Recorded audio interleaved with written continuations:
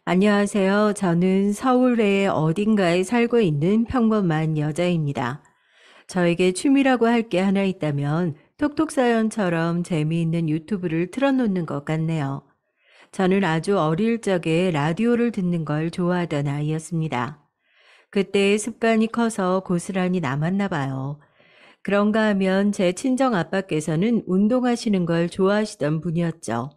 지금이야 주 5일제가 당연하고 앞으로는 주 4일제 근무 시대가 온다 만다 이야기를 하지만 예전에는 아니었잖아요. 언감생심 주 5일제는 고사하고 야근을 추가 근무에 정말 뭐가 많던 시절이었습니다. 그래서 요새 중장년층이 젊은 세대보다 기본적으로 체력이 좋다는 얘기도 나오나 봅니다. 체력이 국력일 수밖에 없는 시절을 보내오신 분들이니까요. 친정 아빠께서는 그 짧디 짧은 휴일을 활용해서 운동을 하러 다니시던 분이었어요. 어린 두 딸들을 등에 업고 품에 안고 그렇게 해도 거뜬하게 웃으며 걷기도 하셨고요. 그때의 사진이 남아있는데 원래는 여동생만 안겨있던 친정아빠의 품이 부럽고 질투가 나서 제가 억지로 등에 올라타서 합류를 했던 거였고요. 친정아빠께서는 기가 막히다는 웃음을 터뜨리셨습니다. 여동생은 입술을 삐죽 내민 채로 사진이 찍혔고요. 단란한 가족이었습니다. 친정 엄마께서는 천생 살림꾼이셨던 것으로 기억을 해요. 늘 부산을 떨며 바삐 움직이셨던 모습이 눈에 선연하네요. 그리고 친정 엄마께서는 남자 형제가 한 분 계셨어요. 원래는 친정엄마의 여자 형제, 즉 저의 작은 이모께서도 계셨지만 젊은 나이에 사고로 돌아가셨습니다. 제 여동생이 태어나는 걸 보지도 못하고 떠나셨죠. 외할아버지께서는 몸이 원체 편찮으셨는데 결혼을 앞두고 있었던 당신의 막내딸이 그렇게 된 걸 보시고 충격을 크게 받아서 그대로 돌아가셨다고 해요. 외가에는 이런 비극이 있었고요. 참고로 저에게는 친가가 없다시피 했습니다. 친정 아빠께서는 어린 나이에 고아가 되셨고 친척집을 전전하며 살아오신 분이었거든요. 그래서 친정 아빠께서 당신의 처가에 무척 마음을 쓰셨고 잘하려고 하셨던 것으로 기억을 해요. 외할아버지께서 돌아가시고 시간이 지나서 그 집이 정리가 됐죠. 외삼촌이 앞으로 외할머니를 모신다고 하셨어요. 그 이후로는 그곳에서 외할머니께서 쭉 사셨던 겁니다. 하지만 여러 가지 불협화음이 있었나 보더라고요. 시간이 갈수록 그게 해결이 되기는커녕 더욱 진지한 문제로 번져갔고요. 나는 더 이상 어머님하고는 못 살겠어. 나 이제는 하루도 어머님 더 모실 수 없으니까 당신이 알아서 해. 여태까지 잘 해오다가 갑자기 이제 와서 무슨 소리야? 뭐를 잘해왔다는 거야? 그간 내가 참아온 것 뿐이겠지. 아휴, 내가 얼마나 힘들고 괴롭다고, 머리가 다 아프고, 당신한테 하소연을 해왔는데, 그때마다 당신은 내 고민과 괴로움을 대수롭지 않게 여기면서 모른 척 했잖아. 아니, 이 사람이 진짜 내가 언제 모른 척을 했어?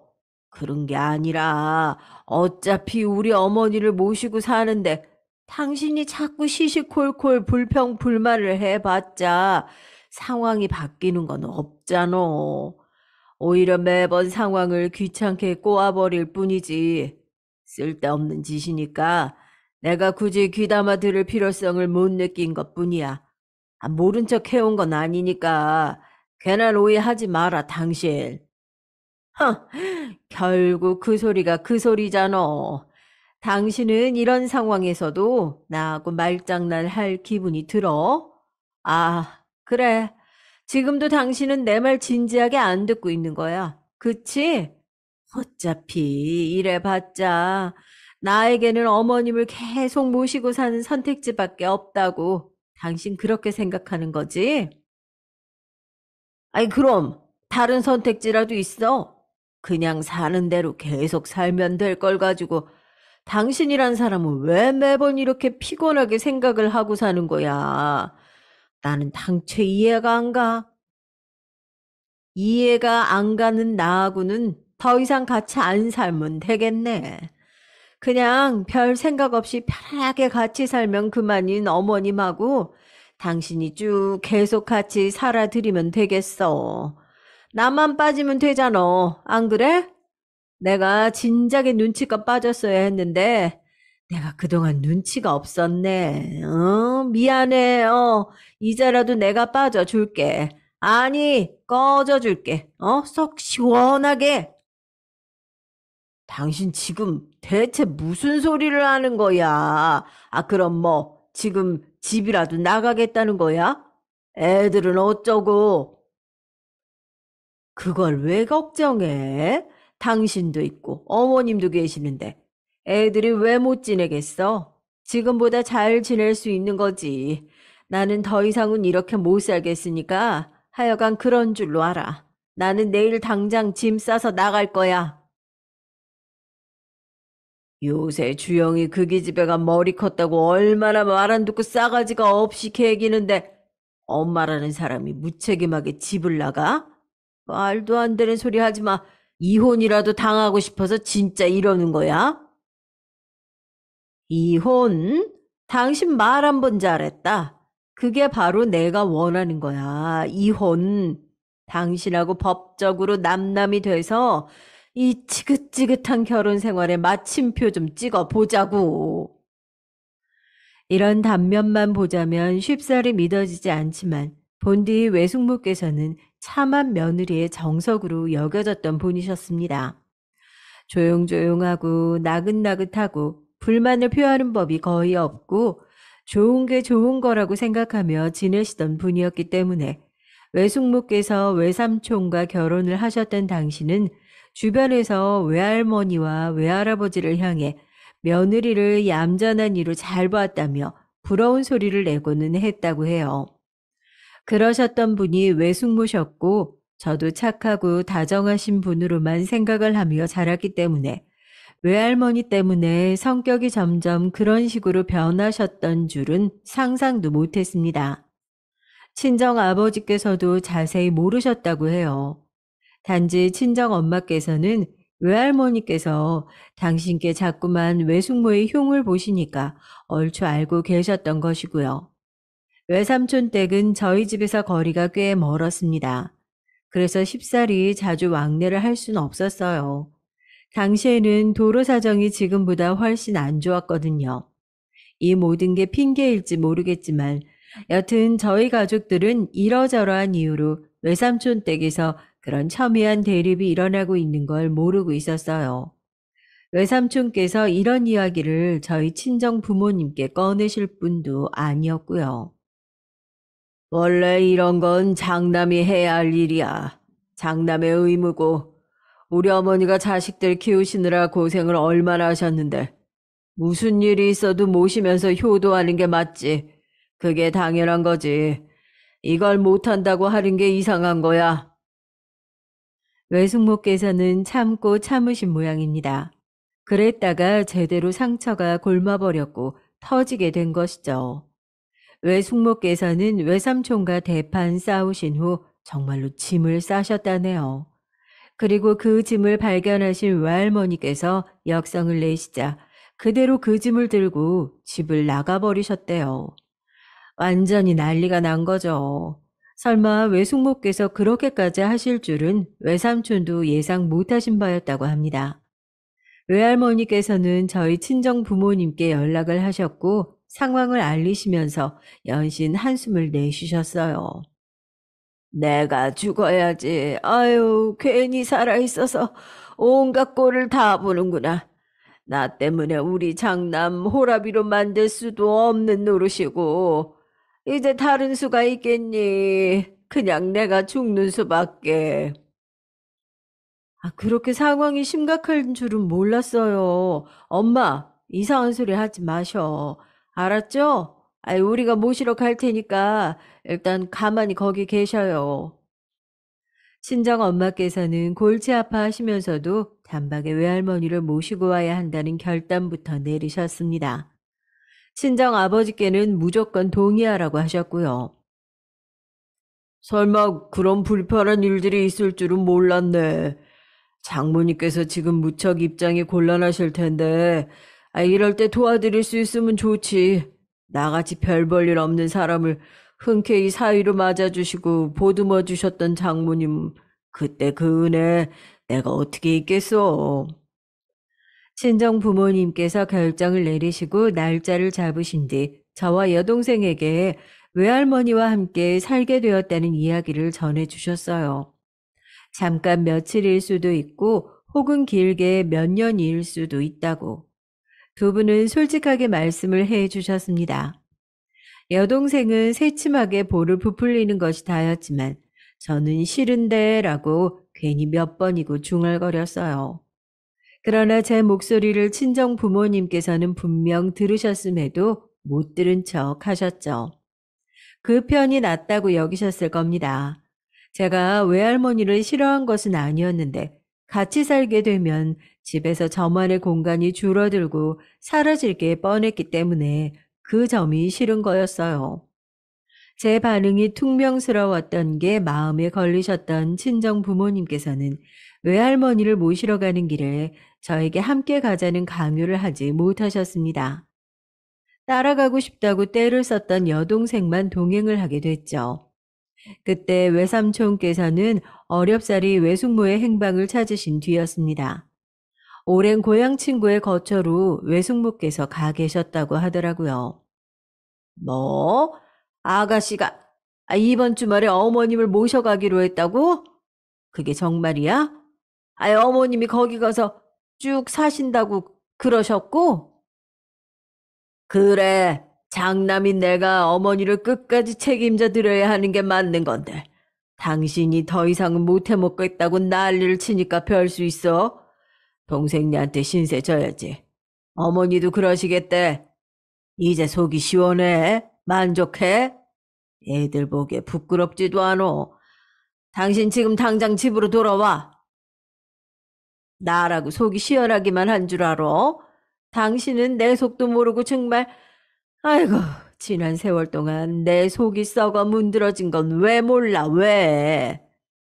아무튼 어머니 문제 해결됐잖아. 그러니까 당신도 이제 적당히 좀 해.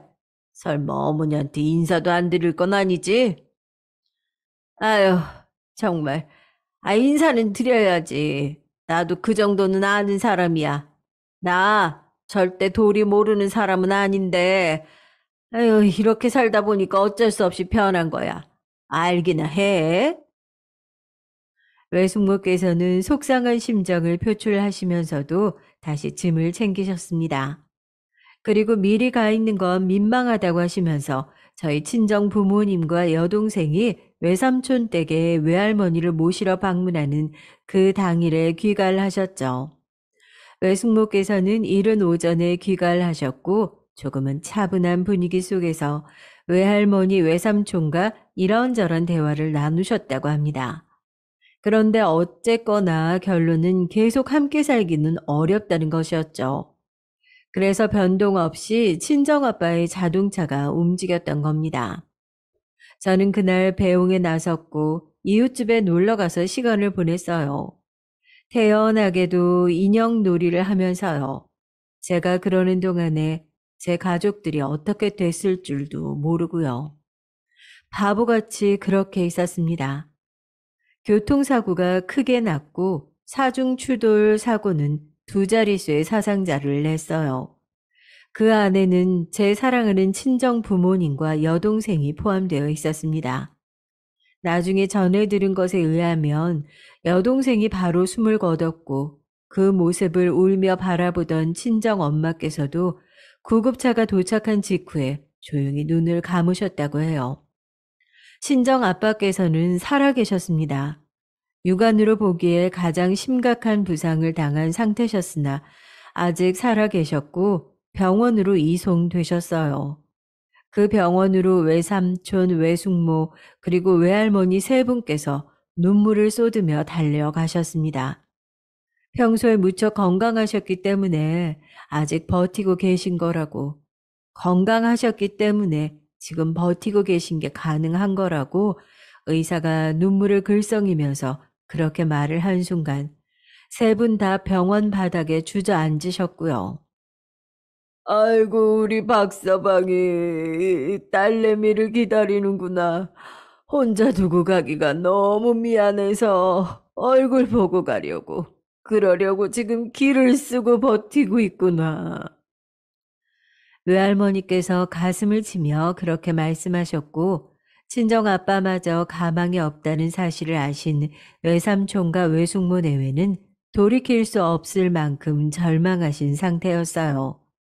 친정엄마 그리고 제 여동생까지 세상을 떠난 이 상황에서 친정아빠 한 사람이라도 살기를 정말 간절히 기도하고 계셨거든요.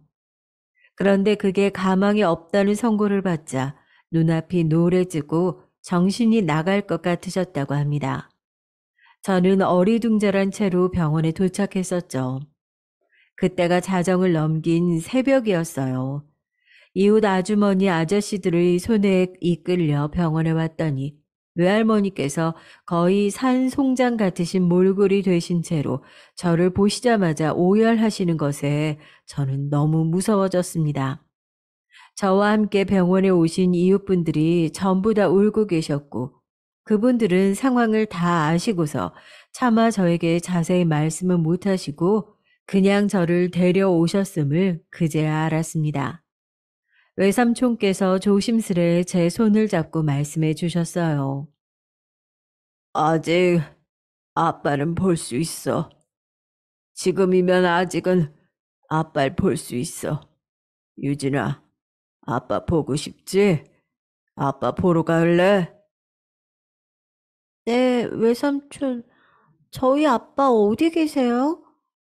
할머니 모시고 오겠다고 갈고 닦은 체력으로 장거리 운전 거뜬하다면서 그런 말씀하고 나가셨어요, 외삼촌. 저 지금 아빠가 너무 보고 싶어요.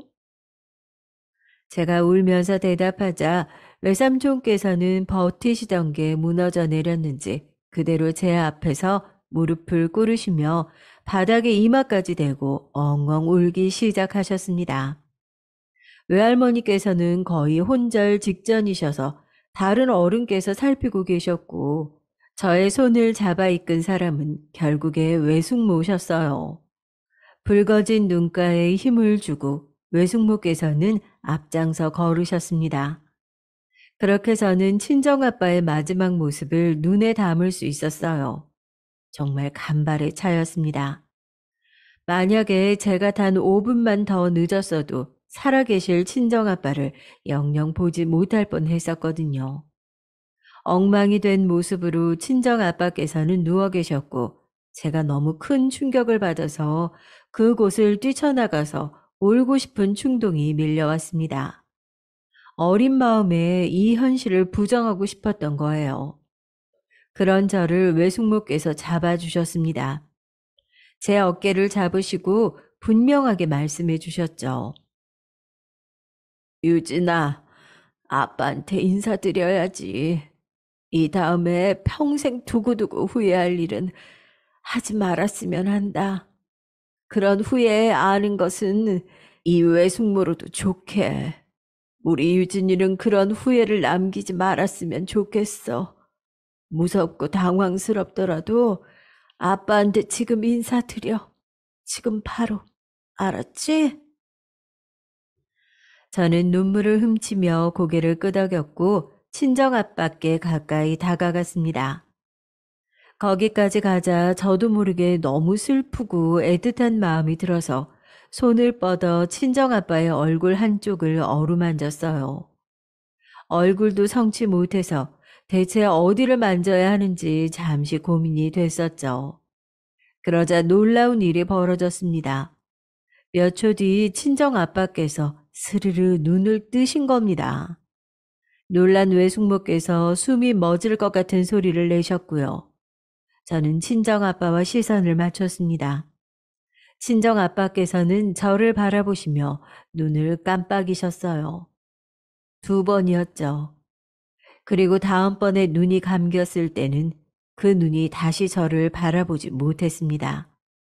심장 박동이 멈췄다는 기계의 알림 소리가 울려 퍼졌어요. 그 후로는 기억이 희미해요. 제가 그곳을 어떻게 벗어났었는지 이런 것들이 기억에 잘 남아있지 않습니다. 하루아침에 제 일상은 완전히 박살이 나 있었어요. 가족이 모두 사라졌으니까요. 저만 남긴 채 모든 것이 없어진 뒤였습니다. 외할머니께서는 이 모든 게 당신의 탓이라고 하셨어요. 더 살기 싫다며 식음을 전폐하셨죠. 막내딸을 한번 잃어보셨던 외할머니께서는 더 이상은 견딜 수가 없다고 하셨죠. 그리고 외숙모께서는 아예 삶을 등질 준비를 하신 분 같아 보였어요. 가족을 잃어버린 저를 외숙모께서 신경 쓰며 돌봐주고 계셨는데 제가 기운을 다 차리는 게 보이면 그때 떠나겠다고 하셨거든요. 그러면서 지으시던 희미한 미소가 저는 불길했습니다. 그래서 고민하다가 이걸 외삼촌께 말씀을 드렸는데요. 얼마 후에 외삼촌께서는 외숙모의 소지품에서 농약을 발견하셨습니다. 세상을 등지려고 준비를 해두셨던 거예요. 제가 그걸 어떻게 알았는가 하면 외삼촌과 외숙모가 옥신각신하며 다투시는 소리를 듣고 깼던 날에 몰래 엿듣고 말았어요. 가족들이 그렇게 떠난 이후 저는 자주 악몽을 꿨고 깊은 잠을 이루지 못했거든요. 자그마한 소음에도 깨고는 했었는데 그 덕에 엿들을 수 있었던 거예요. 저는 크게 놀랐습니다. 망설이지 않고 두 분 사이로 끼어들었어요. 그만하세요. 이제 그만하세요. 처음부터 두 분이 이러셨기 때문에 저희 부모님이 돌아가신 거예요. 제 동생이 하늘나라로 간 거고요. 외삼촌, 왜 외숙모한테 말을 그렇게 하세요? 저희 동네에 시끄럽게 짖는 똥개가 한 마리 있는데 그 똥개한테 한마디씩 할 때 동네 사람들이 외삼촌 같은 표정을 짓고 외삼촌 같은 말투를 내요. 지겹고 짜증나는 똥개를 상대할 때나 그러는 거예요. 외숙모한테 그러시면 안 돼요. 그리고 외숙모, 미안해서 못 견디겠다고, 죽음으로 갚겠다고 그런 생각 왜 하시게 됐어요? 저희 엄마가 그러셨는데요. 세상에는 남자가 있고 여자가 있고 그리고 엄마가 있는 거라고 했어요. 자식이 있는 엄마는 남자보다 힘이 세질 수도 있고 여자가 할 수 없는 일들도 할 수 있게 된다고 그랬어요. 자식이 우주고 목숨 10개보다 소중하기 때문에 그렇다고 했고요. 그런데 외숙모도 엄마잖아요. 엄마라면 그러면 안 되는 거잖아요. 엄마를 잃은 자식이 얼마나 슬퍼하게 되는지 저를 보면 아실 수 있잖아요. 제가 울면서 막 소리를 질렀습니다. 그리고 감정적으로 막 쏟아낸 저의 말을 듣고 외삼촌과 외숙모께서는 완전히 일침을 당했다는 표정들이 되셨죠. 허를 찔린 얼굴들을 하고 계셨는데 두 분 다 저에게 미안하다고 사과를 하셨고 저는 그날 울면서 잠이 들었는데 이튿날부터 어딘가 두 분의 분위기가 달라져 있었습니다. 뭔가 그 이전보다 신중한 기운이 감돌고 있었던 듯 싶어요. 외할머니께서는 충격으로 많이 쇠약해지신 상태였고 외숙모께서는 그런 당신의 시어머니를 앞으로 열과 성을 다해 돌아보아 드릴 것이라고 그런 각오를 제 앞에서 말씀을 하셨죠. 그건 바로 삶을 포기하지 않고 계속 살아갈 것이라는 뜻이나 다름없었습니다. 저는 다행이라고 생각했었죠. 외삼촌께서는 무언가 저를 위해 이런저런 고심을 하고 계시는 게 보였고요. 몇 달 후 외삼촌께서는 저에게 조금 놀라운 제안을 해오셨습니다. 유진아, 너 혹시 주영이 언니하고 어학연수 다녀올래? 외국에 나가서 거기서 지내면서 학교도 다니고 영어도 배우고 그러는 건데 우리 유진이 생각은 어떠니? 외삼촌 댁 작은 딸이 주영이 언니였는데요. 머리가 하도 좋아서 영재 소리를 듣던 언니였어요. 저는 그런 언니를 속으로 동경하면서 멋있다고 생각을 한 적이 있었죠. 하지만 머리가 좋은 탓인지 일찍 사춘기에 접어든 주영이 언니는 친구들을 잘못 사귀어서 한껏 엇나가기 시작한 뒤였습니다. 외삼촌의 가장 큰 고민이기도 했고요. 외숙모의 육촌 되시는 분이 결혼하고 나서 필리핀으로 가셨는데 그곳에서 다른 사업을 하면서 지내시다가 얼마 전에 식당을 차리신 모양이었습니다.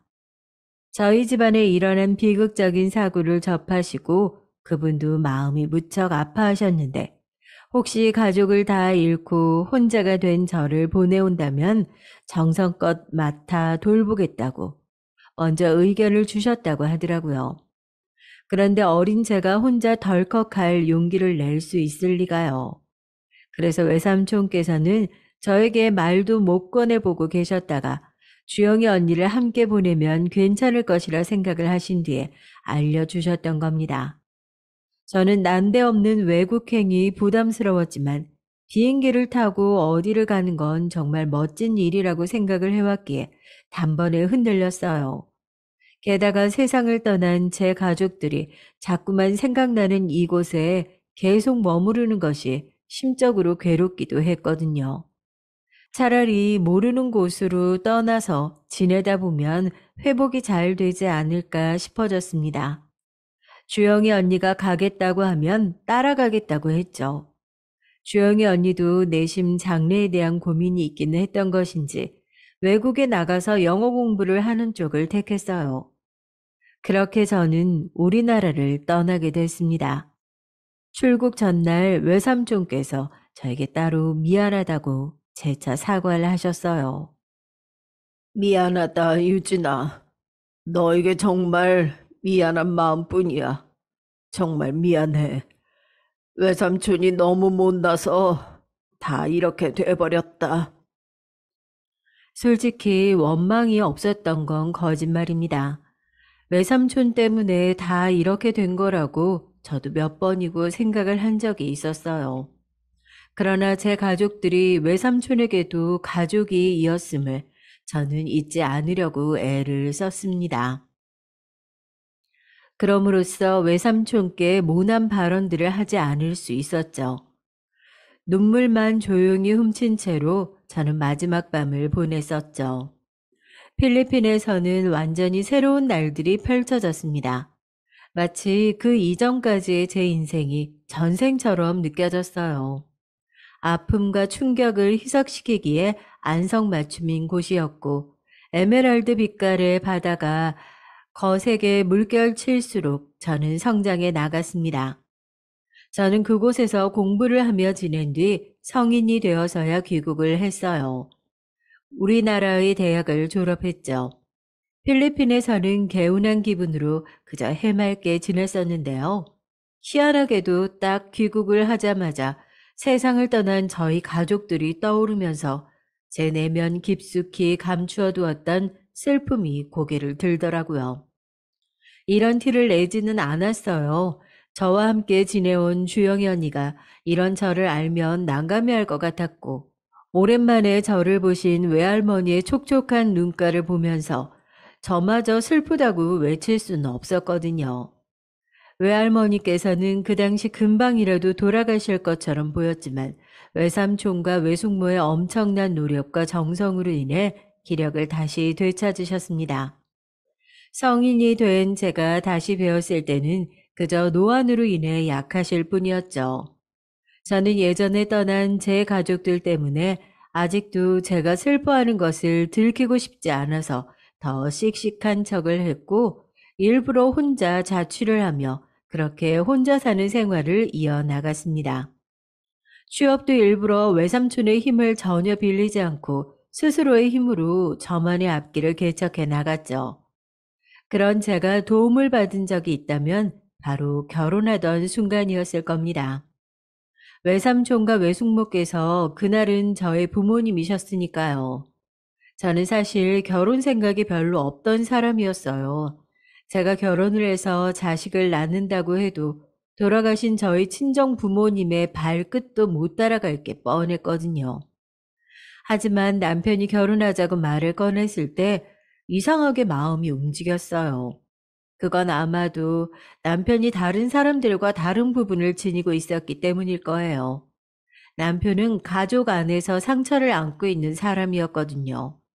부모와 대면대면한 관계로 자라온 자식이었습니다.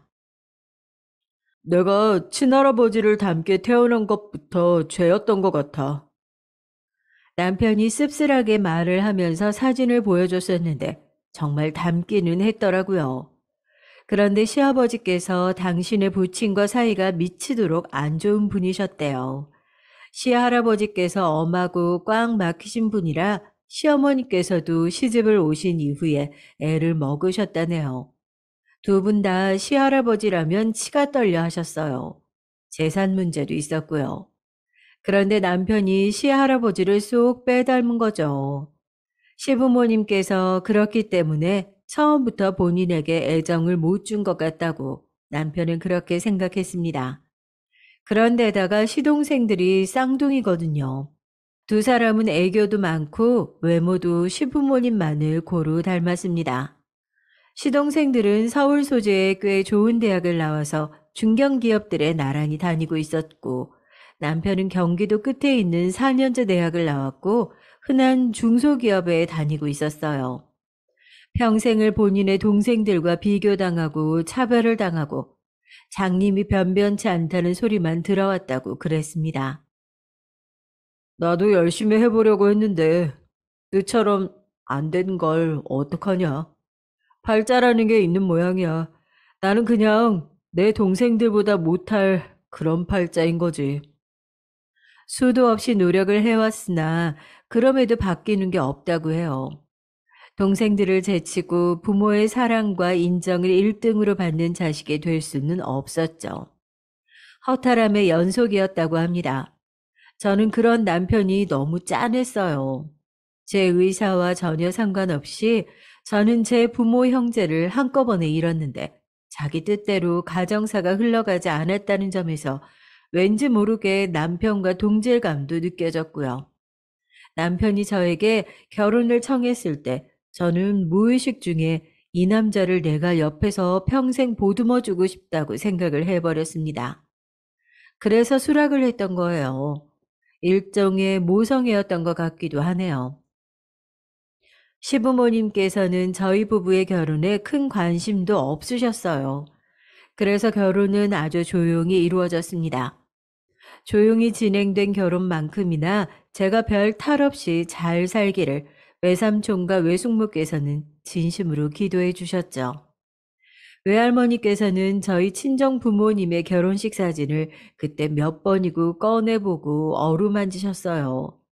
저는 그 모습을 보며 남편과 행복하게 사는 모습으로 외할머니를 안심시켜 드려야겠다고 다짐했었죠.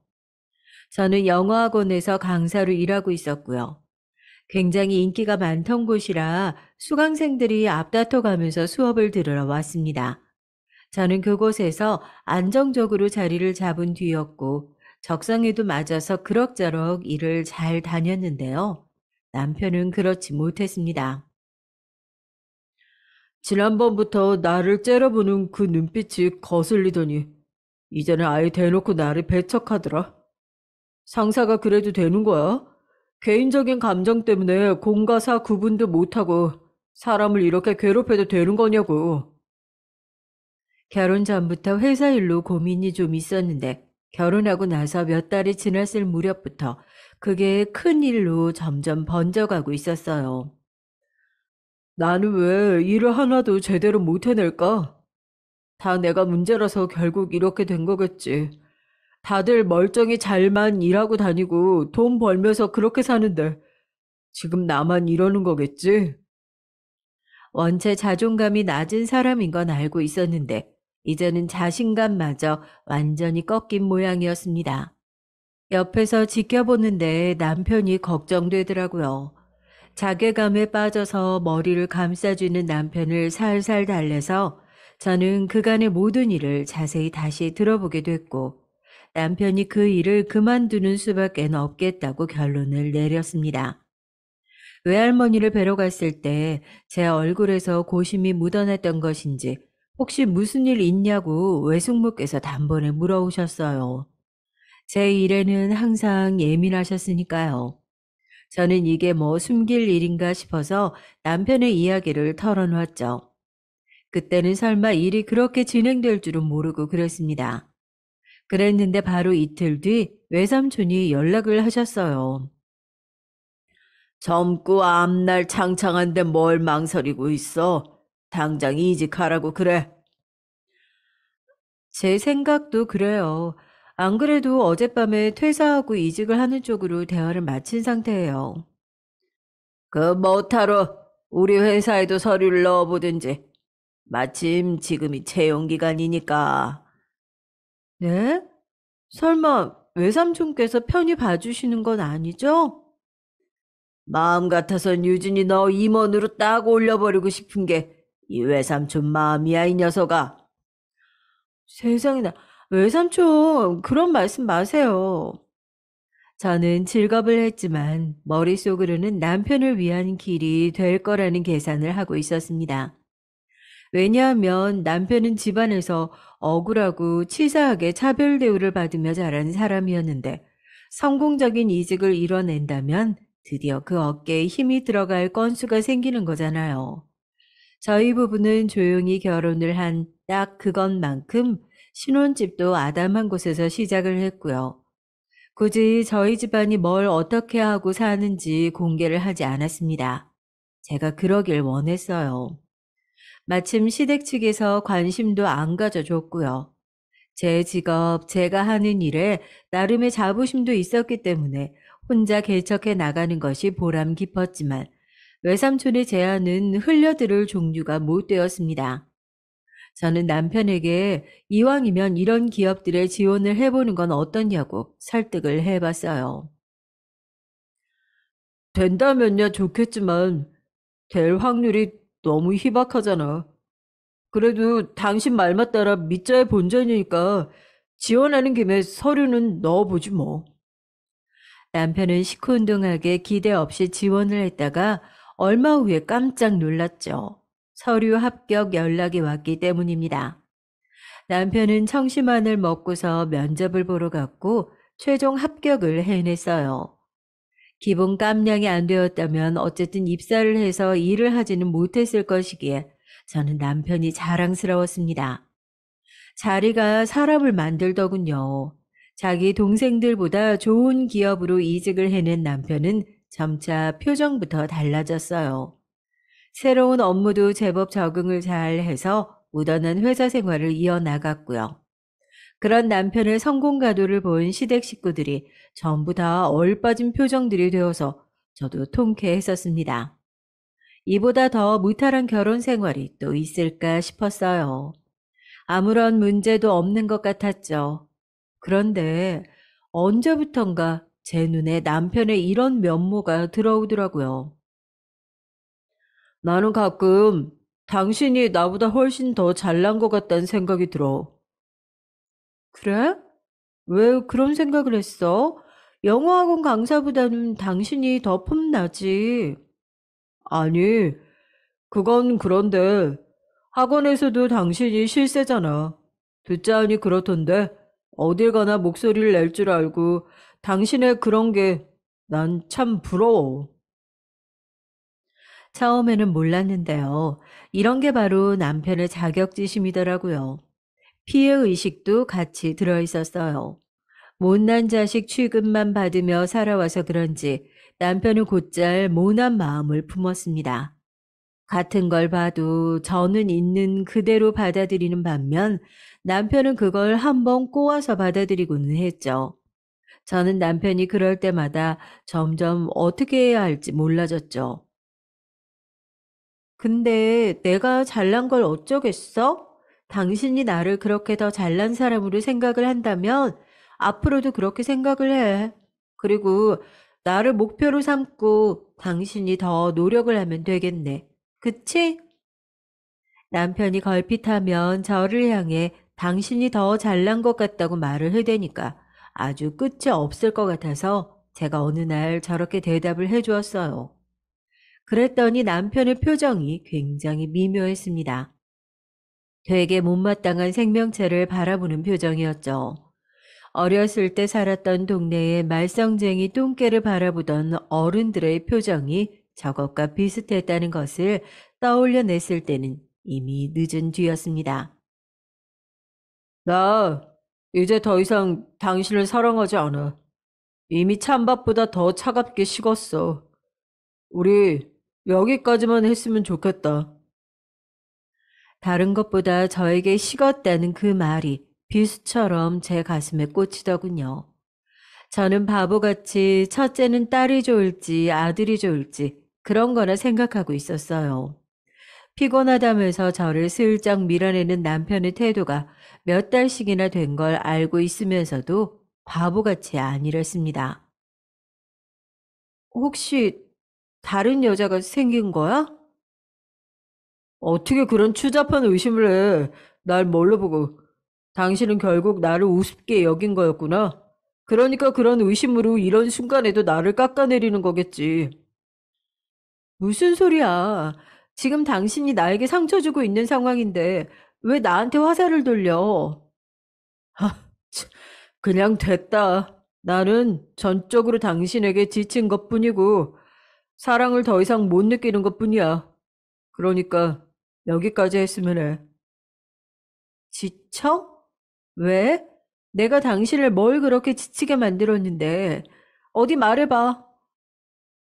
지금 이런 태도, 그 눈빛, 그 모든 게 나를 지치게 만들었어. 영어학원 선생이라서 그런가? 남 가르치는 게 일이라서 그런가? 나를 가르치려고 들어. 매사에 그게 너무 피곤했어. 내가 언제 그랬어? 그렇게 느껴졌다고 해도 오해야. 난 당신에게 그렇게 굴려고 한 적 없어.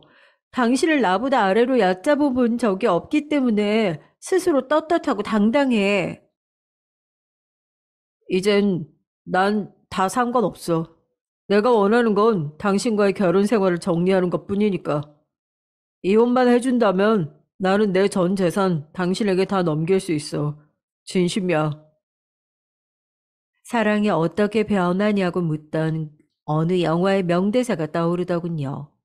그런데 그걸 입 밖으로 뱉으면 제가 비참해질 것 같아서 참았습니다. 나는 내가 뭘 잘못했는지 모르겠는데 당신은 내 존재 자체가 잘못이라고 하네. 기가 막힌다. 나는 내가 결혼 생활에 실패하리라고는 생각한 적이 없었는데. 섣불리 판단해서 당신하고 결혼한 것, 그래, 나한테 잘못이 있다면 그게 잘못이었겠지. 그건 내가 참 미안해. 근데 난 당신처럼 외국물 진하게 먹은 여자, 영어를 한국말처럼 잘하고 매사에 할 말 다 하고, 난 그런 여자를 감당할 그릇이 처음부터 못 되었던 것 같아. 나보다 잘난 남자 만나라. 그놈의 잘났다는 표현, 이제 듣는 것도 지겨워. 당신이란 사람 대체 왜 이러는 거야? 집에서 미움만 받고 자라서 그런가 보지. 당신 더 이상 애쓰지 마. 우린 이미 끝났어. 난 당신 곁에서 이제 지겹고 괴로워. 벗어나고 싶어. 와, 진짜 미칠 것 같더라고요. 저를 떠나는 게 소원이라는 남편의 말에 미친 사람처럼 헛웃음이 나왔습니다.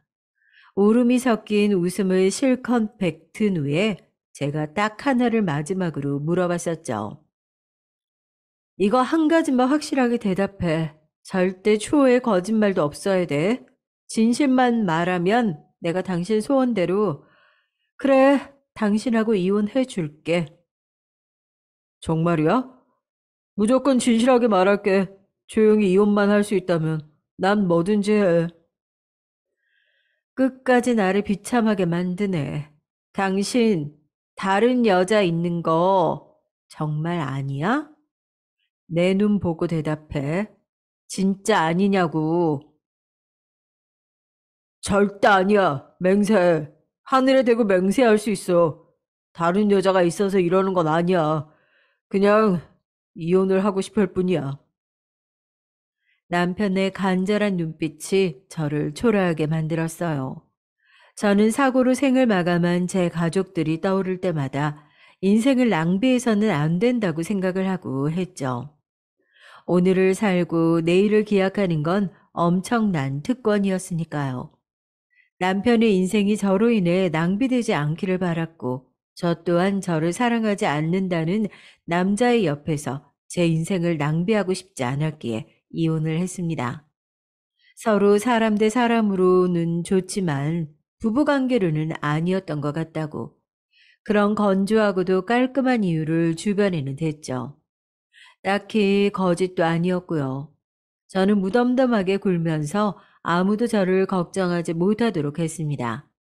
저와 이혼하고 남편은 홀가분히 제 곁을 떠나갔어요. 그리고 저라는 연결고리가 있었던 그 기업에서 멋지게 사회생활을 이어갔죠. 씁쓸한 현실이었습니다. 그런데 설마 충격적인 반전이 있을 줄은 몰랐어요. 야, 유진아, 나 이번에 우리 아빠 회사 들어가는 거 알지? 저와 외국 생활을 함께 하기도 한 외삼촌의 딸 주영이 언니가 연락을 해왔는데요. 목소리가 격앙되어 있었습니다. 언닌 외국계 기업에서 경력 쌓은 엘리트 인재잖아. 외삼촌이 쌍수 들고 좋아하고 계시던데? 그런데 혹시 무슨 일 있어? 있지. 무슨 일 있어. 너 이혼한 제부 아니지. 그 자식한테 여자 있는 거 알았어? 아무래도 최소 몇 달은 된 모양이던데 회사 들어가기 전에 내부 분위기 좀 파악하려고 이런저런 소식통을 심어놓고 각종 이야기를 듣는 중인데 그러면서 알게 됐어. 그 자식이 같은 부서 여자랑 그렇고 그런 사이 같다고. 소식통이 나한테 그러더라고.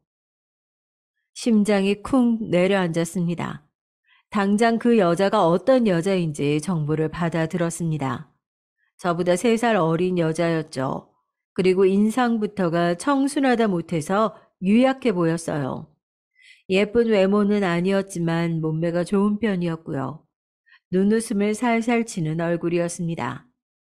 회사 내에서 자기의 의견을 당당하게 못 내고 매사에 소심하게 구는 사람으로 평가가 내려져 있었어요. 하지만 남의 의견에 토를 달지 않고 주어진 일을 묵묵하게 해내는 면모 또한 있어서 장단점이 공존하는 인물이었죠. 절대로 잘난 척하는 여자로는 안 보이겠네. 오히려 무조건 남자를 추켜 세워주는 성격이니까. 이 여자가 어떤 사람인지 알자마자 그 자식이 이 여자와 바람이 난 게 맞다는 확신이 들었습니다. 게다가 소름이 끼쳤던 거 한 가지가 뭔 줄 아시나요? 그 여자가 어딘가 묘하게 그 자식의 모친과 닮아 있었다는 겁니다. 본인이 인정받고 사랑을 받고 싶었던 존재, 모친과 닮은 그 여자가 마침 순종적이고 맹한 성격이라니 그 자식이 눈이 돌아갈 만했죠. 저는 주영이 언니에게 부탁을 해서 그 연놈들이 사내 컴퓨터로 혹시 개 수작을 부렸던 게 있는지 확인해 달라고 했어요. 확인 결과 역시나 흔적이 남아 있었더라고요. 놀라운 건 맨 처음에 적극적으로 달려든 건 여자 쪽이었던 겁니다. 나는 있죠. 임자 있는 남자가 세상에서 제일 섹시한 것 같아요. 그런 메시지를 그 자식에게 종종 보냈고요. 처음에는 어색하게 반응했던 그 자식도 점차 빠져들어서 정신을 못 차리면서 장단을 맞추었어요. 자기들끼리 대범하게 사내 컴퓨터로 야한 농담 주고받았습니다. 오늘은 진짜 일하기 싫다. 내 머릿속에는 너를 어떻게 해볼 수작만 가득해. 그 수작이 어느 정도의 수작일까? 내가 제일 좋아하는 게 수작에 넘어가는 건데. 놀고 자빠졌더라고요. 그러다가 저와의 결혼 생활 이야기도 가끔 대화 속에 등장했습니다. 저 때문에 두 사람이 이루어지지 못하고 있다면서 아주 세기의 사랑을 하는 것 마냥 난리도 아니었어요. 그 여자는 제가 자기들과 같은 회사에 다니고 있지 않아서 다행이라고 키득키득거렸습니다. 그러자 남편 그 자식이 뭐라고 반응했는 줄 아세요? 자기 부모 동생 목숨값으로 외국 유학 다녀와서 그걸로 지금 밥 벌어먹고 사는 여자야. 피 위에 쌓은 인생이지. 그런 여자에게 이런 근사하고 멋진 일자리는 전혀 안 어울려. 맞지도 않은 옷이야. 제가 그걸 보고 진짜 피가 거꾸로 솟았습니다. 그 자식에 대한 미련, 안타까움, 답답함, 이런 오만 감정들은 이미 날려버린 뒤였죠. 저와 이혼을 한 뒤에는 해냈다고 하면서 자기들끼리 신이 났더라고요. 정말이지 당장 죽여버리고 싶은 마음이 들었습니다. 그 자식이 뻔히 유부남이었다는 걸 회사 사람들이 알고 있었으니 그래서 앞으로도 자기들의 관계를 섣불리 드러낼 수가 없다면서 안타까워하던 대화까지 다 보고 나서 제가 결심했죠. 그 잘난 관계 제가 드러내 주기로요. 그 연놈들이 한창 일을 하고 있던 오전 10시 제가 회사로 쳐들어갔습니다. 부서가 몇 층에 어디에 있는지 저는 이미 파악을 하고 있었으니 거침이 없었죠. 애초에 출입도 문제가 없었던 건 주영이 언니 덕분이었습니다. 조용한 사무실에 쳐들어간 제가 컴퓨터 화면을 뚫어지게 바라보고 있던 그 자식의 뒤통수를 후려쳤어요. 빡 소리가 울려 퍼졌고 모두가 이곳을 단번에 주목했습니다. 아, 대체 누가 남의 머리를... 어? 나 당신 여기 어떻게... 여러분 안녕하세요. 저는 이 인간하고 얼마 전에 이혼한 사람이에요. 용건이 있어서 찾아왔으니까 잠시 양해 좀 부탁드릴게요. 저는 태연하게 모두를 둘러보며 말을 한 뒤 몇 걸음 이동해서 그 여자 앞에 섰습니다. 귀신을 본 표정이더군요. 임자 있는 남자에게만 가슴이 뛴다는 정신 나간 변태가 바로 너구나. 이제 저 남자한테 따로 임자가 없는데 지금은 어때? 그래서 사랑이 좀 식었어? 제가 빈정거리자 모두가 경악하는 소리가 들려왔어요. 제 말에 모든 힌트가 들어있었으니까요. 그 자식 갑자기 왕자님 행세라도 하고 싶었던 것인지 다가와서 제 팔을 잡아챘습니다. 이 사람 괴롭히지 마. 여기서 대체 뭐 하는 짓이야? 너야말로 여기서 뭐 하는 짓이야? 신성한 일터에서 웬 역겨운 불륜질? 그리고 네가 나를 괴롭혔지. 나는 너 괴롭힌 적 없어. 너 혼자 자격지심으로 나를 보며 내가 더 못났다고 생각하면서 스스로 괴로워했을 뿐이잖아. 이젠 아니야. 하나부터 열까지 당신보다 내가 더 잘났어. 여기가 내 일터인 것만 봐도 그렇지. 업무 방해하지 말고 일단 나가줬으면 해. 나가서 해결하자. 그 자식이 이를 갈면서도 지켜보는 눈들이 많으니까 큰 소리를 못 냈습니다. 제발 제가 여기서 나가줬으면 하고 바라더군요. 그러나 애석하게도 제가 나가기는커녕 그 자리에 인물이 더 추가됐어요. 갑자기 모두가 기압이 바짝 들어서 어느 한 군데를 향해 인사를 보냈습니다. 그 자식도 무심코 그쪽을 바라봤다가 소리를 내더군요. 그 부서의 최고 윗선이 식은땀을 흘리면서 새로 등장한 인물에게 다가가 허리를 숙였어요. 회장님이라는 단어가 들려오자 그 자식도 얼른 허리를 숙이느라 바빠졌습니다. 제가 한마디 했죠. 외삼촌, 어쩐 일이세요? 그러자 그 자식은 그 순간부로 산송장이 됐습니다. 저와 외삼촌을 번갈아 쳐다보다가 다리에 힘이 풀려서 엉덩방아까지 찧었어요. 본인이 다니는 기업의 회장이 제 외삼촌과 너무나도 닮았다는 걸 그 자식이 여태 눈치를 못 챘다는 것도 새삼 웃겼네요. 성함도 똑같으면 뭔가 이상하다고 생각을 해볼 법하지 않나요? 그러니까 그 자식이 이만큼이나 좁게 보고 사는 인물이었다는 증거인 셈이었죠. 세상에서 내가 제일로 아끼고 사랑하는 내 하나뿐인 조카를 감히 우습게 만든 이런 겁없는 인재들이 우리 회사에 다니고 있었다는 이야기를 듣고 도대체 얼마나 겁을 상실한 것인가 그 면상들이 궁금해서 와봤지. 저도 겁대가리를 상실한 것들인 줄 알고 기대하면서 왔는데 생각보다 시시하네요. 결혼 생활 도중에 바람을 피운 것을 걸고 넘어지면서 뜯어내려고 했거든요. 그런데 그렇게 하기도 싫어졌어요. 너무 볼품없는 종자들이라 상대할 가치도 못 느끼겠네요. 그래? 네가 그렇다면 어쩔 수 없는 거지. 대신에 내가 아주 공명정대한 처사를 내릴 수밖에 없겠구나. 이제 그 여자도 다리에 힘이 풀려서 털썩 주저앉은 상태였습니다. 눈에 초점이 나가 있더군요. 그 자식의 흔들리는 눈빛이 저를 향해 묻고 있었어요. 이직, 입사, 이것도 제 힘이었냐고요. 그래서 저는 그저 피식 웃는 것으로 답을 했습니다. 그 자식이 비참한 패배감에 취해서 고개까지 떨구는 걸 보고 저는 그곳을 나왔어요. 주영이 언니하고 비싼 레스토랑에 가서 고기 맛이나 봤죠. 그릇을 싹싹 비우는 동안 그 연놈들 때문에 받은 타격도 다 지워졌습니다. 외삼촌께서는 과연 공명정대하게 일 처리를 하셨어요. 각종 명분을 만드셔서 그 연놈들을 저기 멀리 지방의 어느 섬마을로 보내버리셨거든요. 그곳에서 황당무계한 조사 업무를 하게 된 두 사람은 애절한 사랑을 그 외딴 곳에서 펼치기는커녕 서로에 대한 비난만 하다가 몇 주 버티지도 못하고 자진 퇴사를 해버렸습니다.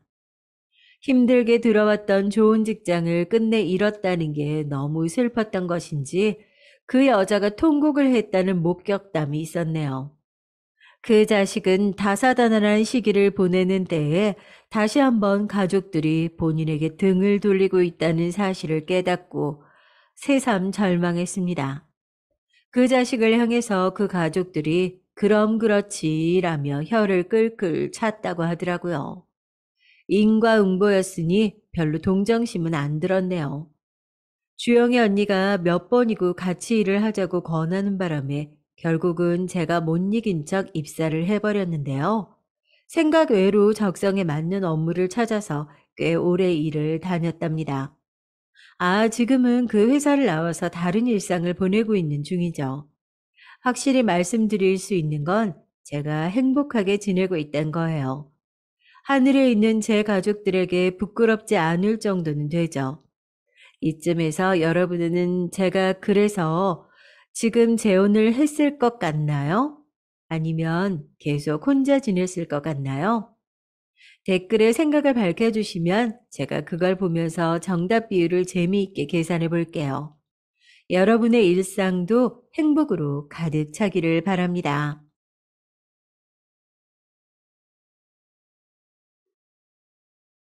저는 한때 대리운전을 많이 했었기에 라디오로 사연을 들을 때가 많았는데요. 요즘 시대엔 유튜브로 이런 세계를 즐길 수 있다는 것이 새삼 신기해요. 그래서 즐겨 듣고 있던 와중에 아무래도 라디오보다는 여기 유튜브가 더 제 얘기를 전하기 편할 것 같아서 보내게 됐습니다. 적다 보니 참 제 인생은 평평한 바닥을 걸었던 날이 별로 없었음을 실감했네요. 전 20대 초반에 저와 5살 차이가 나는 한 남자를 만나게 됐습니다. 해외여행을 갔을 무렵에 만났는데요. 그때 저나 그 남자나 각각 혼자 여행을 와 있었던 차였고 아주 정말 너무나 우연하게 같은 카페에서 이틀 연속 같은 한국인을 마주치게 된 거죠. 결국 그게 인연이 되었어요. 정말 누가 먼저랄 것도 없이 서로에게 끌렸던 것 같습니다. 저기 한국인끼리 이렇게 마주친 것도 인연인데 혹시 이런 거 물어봐도 될까요? 저는 김지훈이라고 하고 올해 27이에요. 그쪽은 나이가 어떻게 돼요? 근데 이때 저도 왜 그렇게 쑥스럽고 날아갈 듯 한편으론 기뻤는지 모르겠어요. 어영부영 아무것도 모르고 갔던 해외에서 좋은 점도 있었지만 사실 왠지 낯설고 헤매던 부분도 있었거든요. 게다가 그 남자는 생각보다 꽤 키도 크고 좋은 인상을 갖고 있는 사람이었고요. 이후 연락을 주고받은 뒤 한국에 와서도 다시 만남을 갖게 됐는데 본격적으로 교제를 하게 됐습니다. 그렇게 둘이 몇 년을 만나오다가 자연스럽게 결혼 얘기가 나오게 됐어요. 그런데 이때 남자친구가 된 이 사람이 약간 망설이며 어렵게 말을 꺼내더라고요. 저기, 현이야. 다른 게 아니라 나는 결혼할 준비를 그럭저럭 되어 있다고 생각해. 근데 결혼식을 생각하면 좀 걸리는 게 있어. 내가 그게 본가와 연락을 끊은 지 좀 됐어. 이게 좀 복잡한 사정이 있거든. 너희 집 어른들께서 이런 사정을 이해해 주실지 모르겠다. 이 말을 들으니 저도 좀 이상했던 게, 안 그래도 남자친구는 도통 자기 집안이라든지 가족이나 형제 얘기를 거의 잘 꺼내지 않았어요. 부모님이 안 계신 건가 싶기도 하고 은근히 떠봤던 적도 있었는데요. 그때마다 화제를 피했거든요. 하지만 중요한 일을 앞두고 있고 또 우리 부모님께서도 궁금해 하실 수 있으니 저도 이때는 좀 깊게 물어봤는데요. 알고 보니 남자친구에게는 아주 희한하고도 아픈 사연이 있었습니다. 부모님이 돌아가셨다든지 그런 건 아니야. 두 분 다 계시는데, 뭐랄까, 나랑 사이가 안 좋다고 해야 하나? 그래서 연락을 하지 않게 됐어. 내 밑으로 동생이 하나 있는데, 애 때문에 일이 엄청나게 많았거든. 그때는 부모님도 경제적으로 어려우실 때였는데, 내가 여러모로 서운하고 힘들었었어. 그래서 아무튼 지금은 상황이 그래. 지금은 나에게 고모가 거의 가족이나 마찬가지고. 듣고 보니 당시 남자친구가 같이 살고 있는 건 고모였더라고요.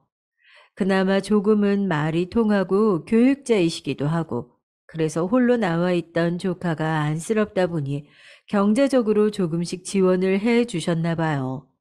그 덕에 1년 정도 해외 연수도 다녀왔고, 귀국을 남겨두고 여행을 좀 즐겨보려던 차에 저랑 마주친 것이었더군요. 근데 어째 내용을 들으면 들을수록 저는 더 혼란스럽기만 했습니다. 일단 혼주석에는 고모가 대신 앉아 계실 거야. 내 결혼식 얘기가 나오고 있다는 걸 아버지도 알기는 하신 것 같아. 그래서 이때 모처럼 모실 거라는 얘기도 있지만 확실하진 않아. 아, 그리고 아버지까진 모르겠지만 어머니와 동생은 생각 않기로 했어. 사실 그 둘 때문에 아버지와 틀어진 거거든. 정확하게 상황을 더 말해줬으면 좋겠는데, 그러기엔 표정이 너무 어둡고 상처가 깊어 보였고, 그렇다고 대강 덮자니 적어도 저랑 결혼할 사이인데 너무 모르는 것도 좀 그렇잖아요.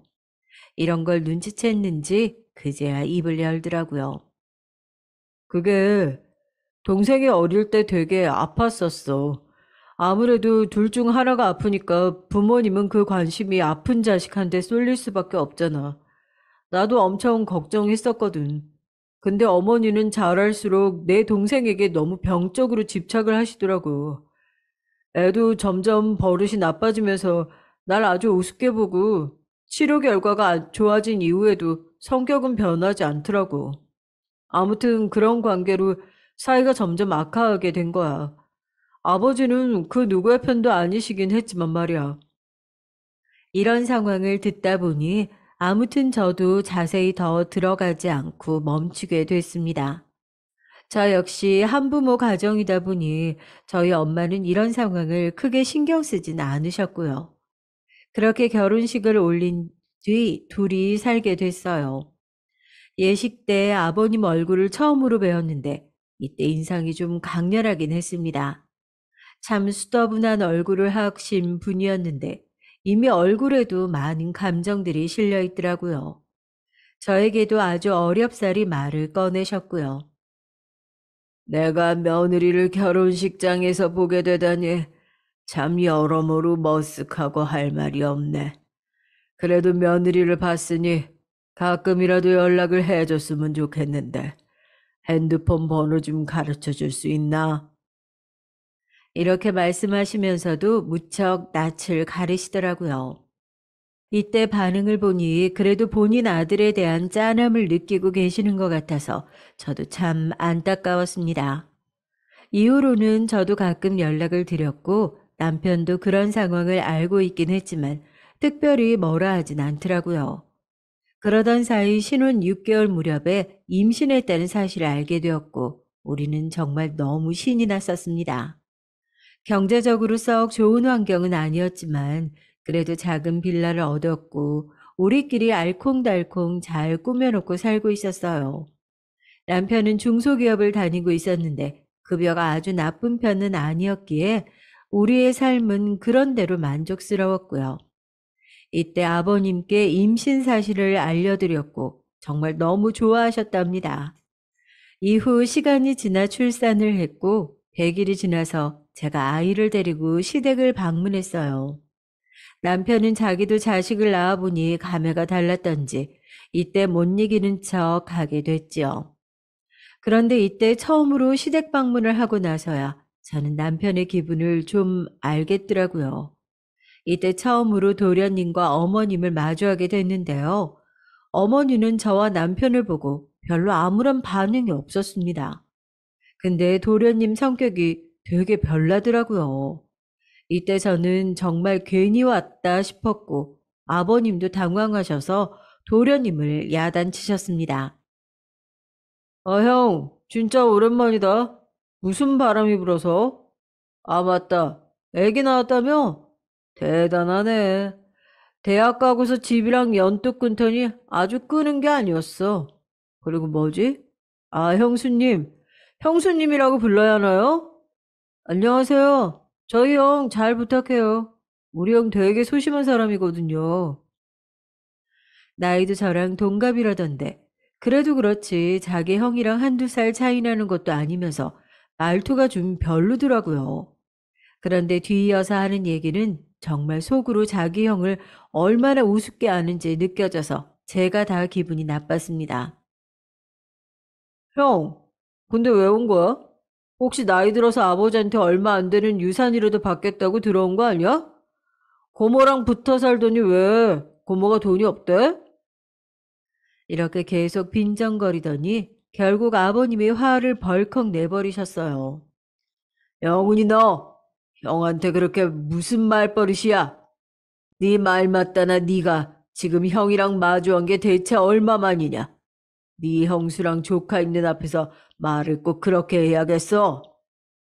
그런데 진짜 총체적 난관이었던 게 여지껏 아무 말도 없던 어머니가 입을 여시더라고요. 그 순간 남편이 왜 계모가 아닌 자기 친엄마를 그렇게 싫어하는지 이해가 갔습니다.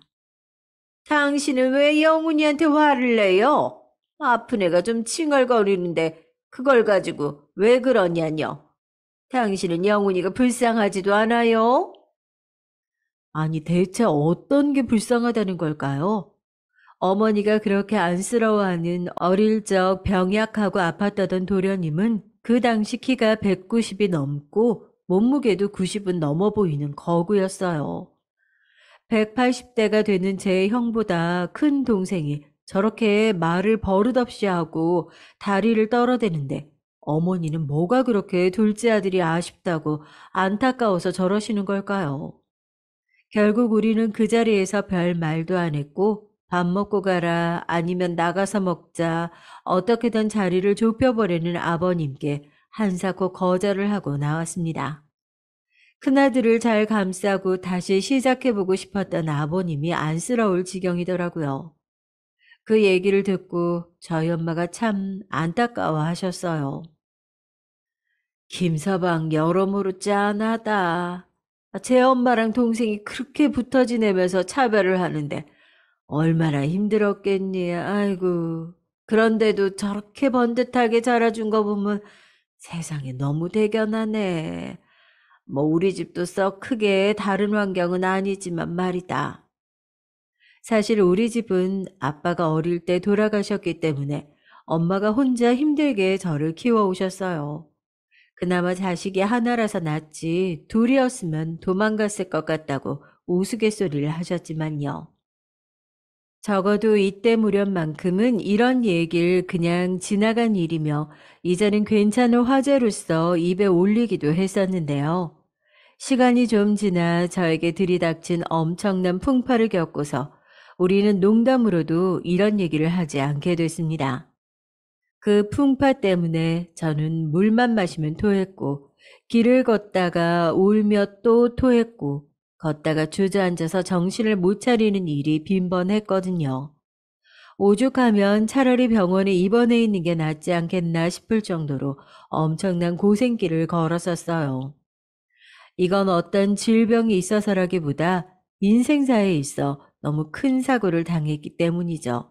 정신적으로 말이에요. 그 이유는 바로 제 남편, 제가 일생에서 가장 사랑했던 남자인 그 사람 때문입니다. 이 사람이 뭐 바람을 폈다든지 저를 때렸다든지 그런 이유가 아니에요. 어느 날 갑자기 이 사람은 그냥 바람처럼 제 앞에서 휙 사라져 버렸거든요. 이렇게 빨리 제 앞에서 사라질 줄 알았더라면 저는 뭘 했으면 좋았던 걸까요? 그런 생각들을 당시에 하면서 툭 하면 올라오는 구역질을 견딜 수가 없었습니다. 실제로 구역질을 할 수밖에 없었던 시기이기도 했고요. 겨우 정신을 차려보니 남편이 제 앞에서 자취를 감추고 얼마 되지 않아 둘째를 가졌다는 걸 알게 됐어요. 이때 엄마가 제 앞에서 정말 얼마나 오열을 하셨는지 몰라요. 세상에 어떻게 닮을 게 따로 있지. 이런 걸 닮냐, 우리 딸내미는. 아유, 애미도 애비도 없이 지를 키웠건만. 너라도 명줄이 긴 신랑을 데려다가 오래 살았어야지. 이게 뭐냐, 정말. 아유, 이럴 줄 알았으면 결혼 허락을 안 했을 텐데. 게다가 하나를 키우는 것도 막막해 죽겠는데 둘까지 안겨놓고 그리 빨리 가면 어쩌라는 거냐. 아이고. 엄마의 말처럼 제 남편은 아주 어이없는 다중 추돌 사고로 인해서 제 곁을 떠나게 됐어요. 정말 언짢아처럼 남편이 아주 평범하게 나갔던 출근길, 집에서 핑그르르 굴러다니고 잠도 잘 안 자는 애기 때문에 피곤했던 저는 그날 제대로 인사도 못했어요. 밥 한 끼도 그날 딱히 먹여주지 못했고 남편은 저에게 다정하게 웃으면서 말했죠. 그게 그렇게 장례 내내 가슴이 찢어지도록 저를 아프게 했습니다. 현이야, 너 눈곱이 났대. 애기랑 침대에서 더 잠이나 자. 이따 들어오는 길에 족발 사올 테니까 오늘은 꼭 지난주 못 봤던 영화 같이 보는 거다. 난 이거 귤이랑 호빵 챙겨갈게. 얼른 더 자. 이러면서 남편은 얼른 현관문을 나가버렸어요. 행여나 제가 부담스러울까봐 미안해할까봐 그랬던 것 같아요. 그리고 나서 얼마 시간이 지났을까요? 저는 정말 그때 바보처럼 남편 말대로 아기와 더 자고 있었습니다. 머리가 아프도록 진동 소리가 들려 겨우 손을 짚어가며 전화를 받았고 비로소 남편에게 어떤 일이 일어났는지를 알게 됐답니다. 그 당시 일어났던 사건들을 후에 정신 차리고 다시 보니 뉴스나 인터넷 기사로 아주 짧게 몇 줄 남짓하게 훑고 지나가 버렸어요. 전 이게 너무 낯설고 험상궂게만 느껴졌습니다.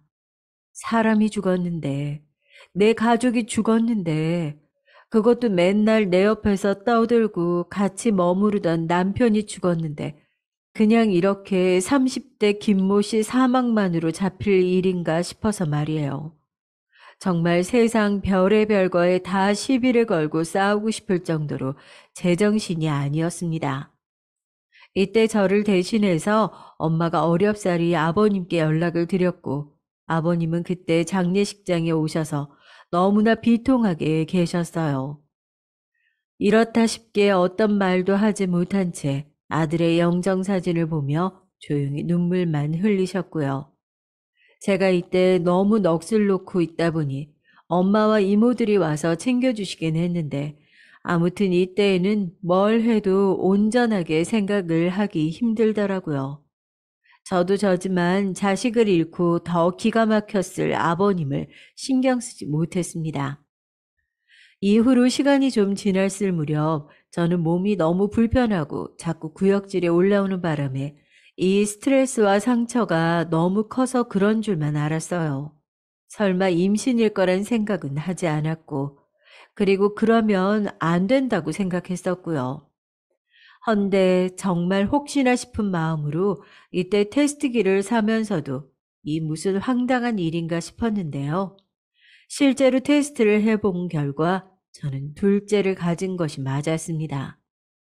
진짜 얼마나 어이가 없고 말이 안 나오던지 당장 제 발에 동동거리며 매달려 있는 애기도 감당이 안 되는 판국에 기가 막히더라고요. 그래도 어찌되었던 간에 이 상황을 받아들이는 수밖에 없었습니다.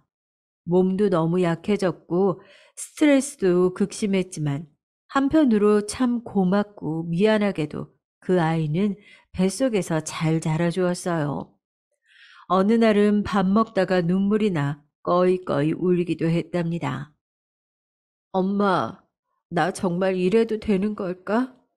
오빠는 죽었는데 나는 이렇게 또 살겠다고 뭘 먹고 있는 게 너무 바보 같고 미안해서 어떡해? 뭘 먹고 싶어진다는 것 자체가 너무 한심하고 기가 막혀. 나 엄마 어떡해? 그러면서 엄마 역시 눈물을 그렁그렁하며 엄마에게 자식인 저를 달래겠다고 반찬을 앞으로 끌어다 놓으셨어요. 뱃속에 아기가 먹자고 하는 건데, 그리고 다 떠나서 살 사람은 살아야지 별 수 있겠어? 김서방이 너에게 남겨두고 간 애기라고 생각하고 그냥 다 좋게 보자, 현이야. 너 이렇게 자꾸 울고 스트레스 받으면 너도 힘들고 애기도 안 좋아. 얼른 눈물 닦고 세수하고 와. 정말 이렇게 목이 메어 억지로 식욕에 이끌려 먹어놓고 소화가 안 되어 토를 하게 되는 상황들을 거듭 겪어가면서 저는 막달까지 가게 됐어요. 나중에 아버님께 연락을 드렸더니 지치고 우울해 보이시는 와중에 엄청 놀라셨고 순간적으로 목소리가 밝아지더군요. 아이고, 누가 정말 고생이 많구나. 어떡하냐. 너무 미안하고 그 와중에 또 고생하는 것 같아서 참 할 말이 없다. 네가 혼자 이렇게 짐을 짊어지는구나. 언제 아기를 낳으러 가는 거야? 나도 좀 알려주려무나. 나라도 가서 좀 봐야겠구나. 아버님은 당시 꽤 힘들어 보이셨고 저와 연락도 딱히 못하고 계셨는데 이때 전화에 조금 기운을 차리신 듯 했어요. 그러시면서 갑자기 말씀하시더군요. 지훈이가 없으니 나라도 너네 가정 돌봐야 하지 않겠니?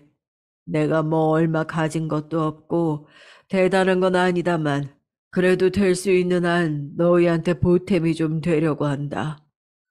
혼자서 아이 키우는 거 보통 일이 아닐 거야. 나한테 언제든 편히 연락해 주거라. 이때 말이라도 정말 감사했고 저도 마음이 워낙 약해져 있던 터라 예정일과 병원을 알려드리긴 했어요. 나중에 저 둘째 낳을 때 수술을 해야 했는데 그때 아버님이 저에게 전화를 하셨고 우리 엄마랑 연락이 되셨더군요. 수술 날도 오셨고 병원비며 모든 것들을 다 아버님이 계산을 하고 가셨습니다. 그리고 저는 한창을 회복이 잘 안 되어 있다 보니 엄마와 함께 지내면서 애들을 돌보고 있었는데요. 그때 정말 여러모로 상황이 너무 최악이었답니다. 엄마도 형편이 좋지 않았기 때문에 일은 하셔야 했고, 저도 그다지 넓지 않은 집에서 생활하면서 남편의 수입도 적금도 많지 않고, 아무튼 상황이 어려웠어요. 그렇다 보니 아버님이 집으로 가끔 오셨고, 큰애라도 봐주셨습니다. 이런 부분들이 감사하고 잘 있어 보려고 했는데, 둘째를 가졌을 당시 스트레스가 너무 심했던 건지 제 건강은 좀처럼 나아지질 않더라고요. 남편을 잃은 지 얼마 안 되어 임신을 확인하고 내내 몸과 마음이 괴로운 상태로 출산을 하고 나니 조리를 해도 더 힘들었어요. 이후로 추가적으로 다른 병들도 심하지 않은 상태로 발견이 됐고 하나하나 다 잡아가다 보니 몸이 너무 축나더라고요. 엄마도 일을 하셔야 하니 저를 봐주실 수도 없고 곤란해하던 차에 아버님이 갑자기 제안을 하셨습니다. 예미야, 그러지 말고 애들 돌보기 힘든데 그냥 우리 집으로 들어와 있거라. 아무렴 여기 사람들이 더 많지 않냐. 너 몸이 힘든데다 애들만 여기서 보내놓기도 마음이 불편할 테고 내가 집에서 같이 오며 가며 봐줄 테니 여기 들어와 있어. 그게 낫지 않겠니? 이때 약간 저도 이 동아줄이라는 것도 잡아야 하나 싶으면서도 거의 왕래가 없었던 어머니와 도련님을 생각하니 썩 내키지가 않더라고요.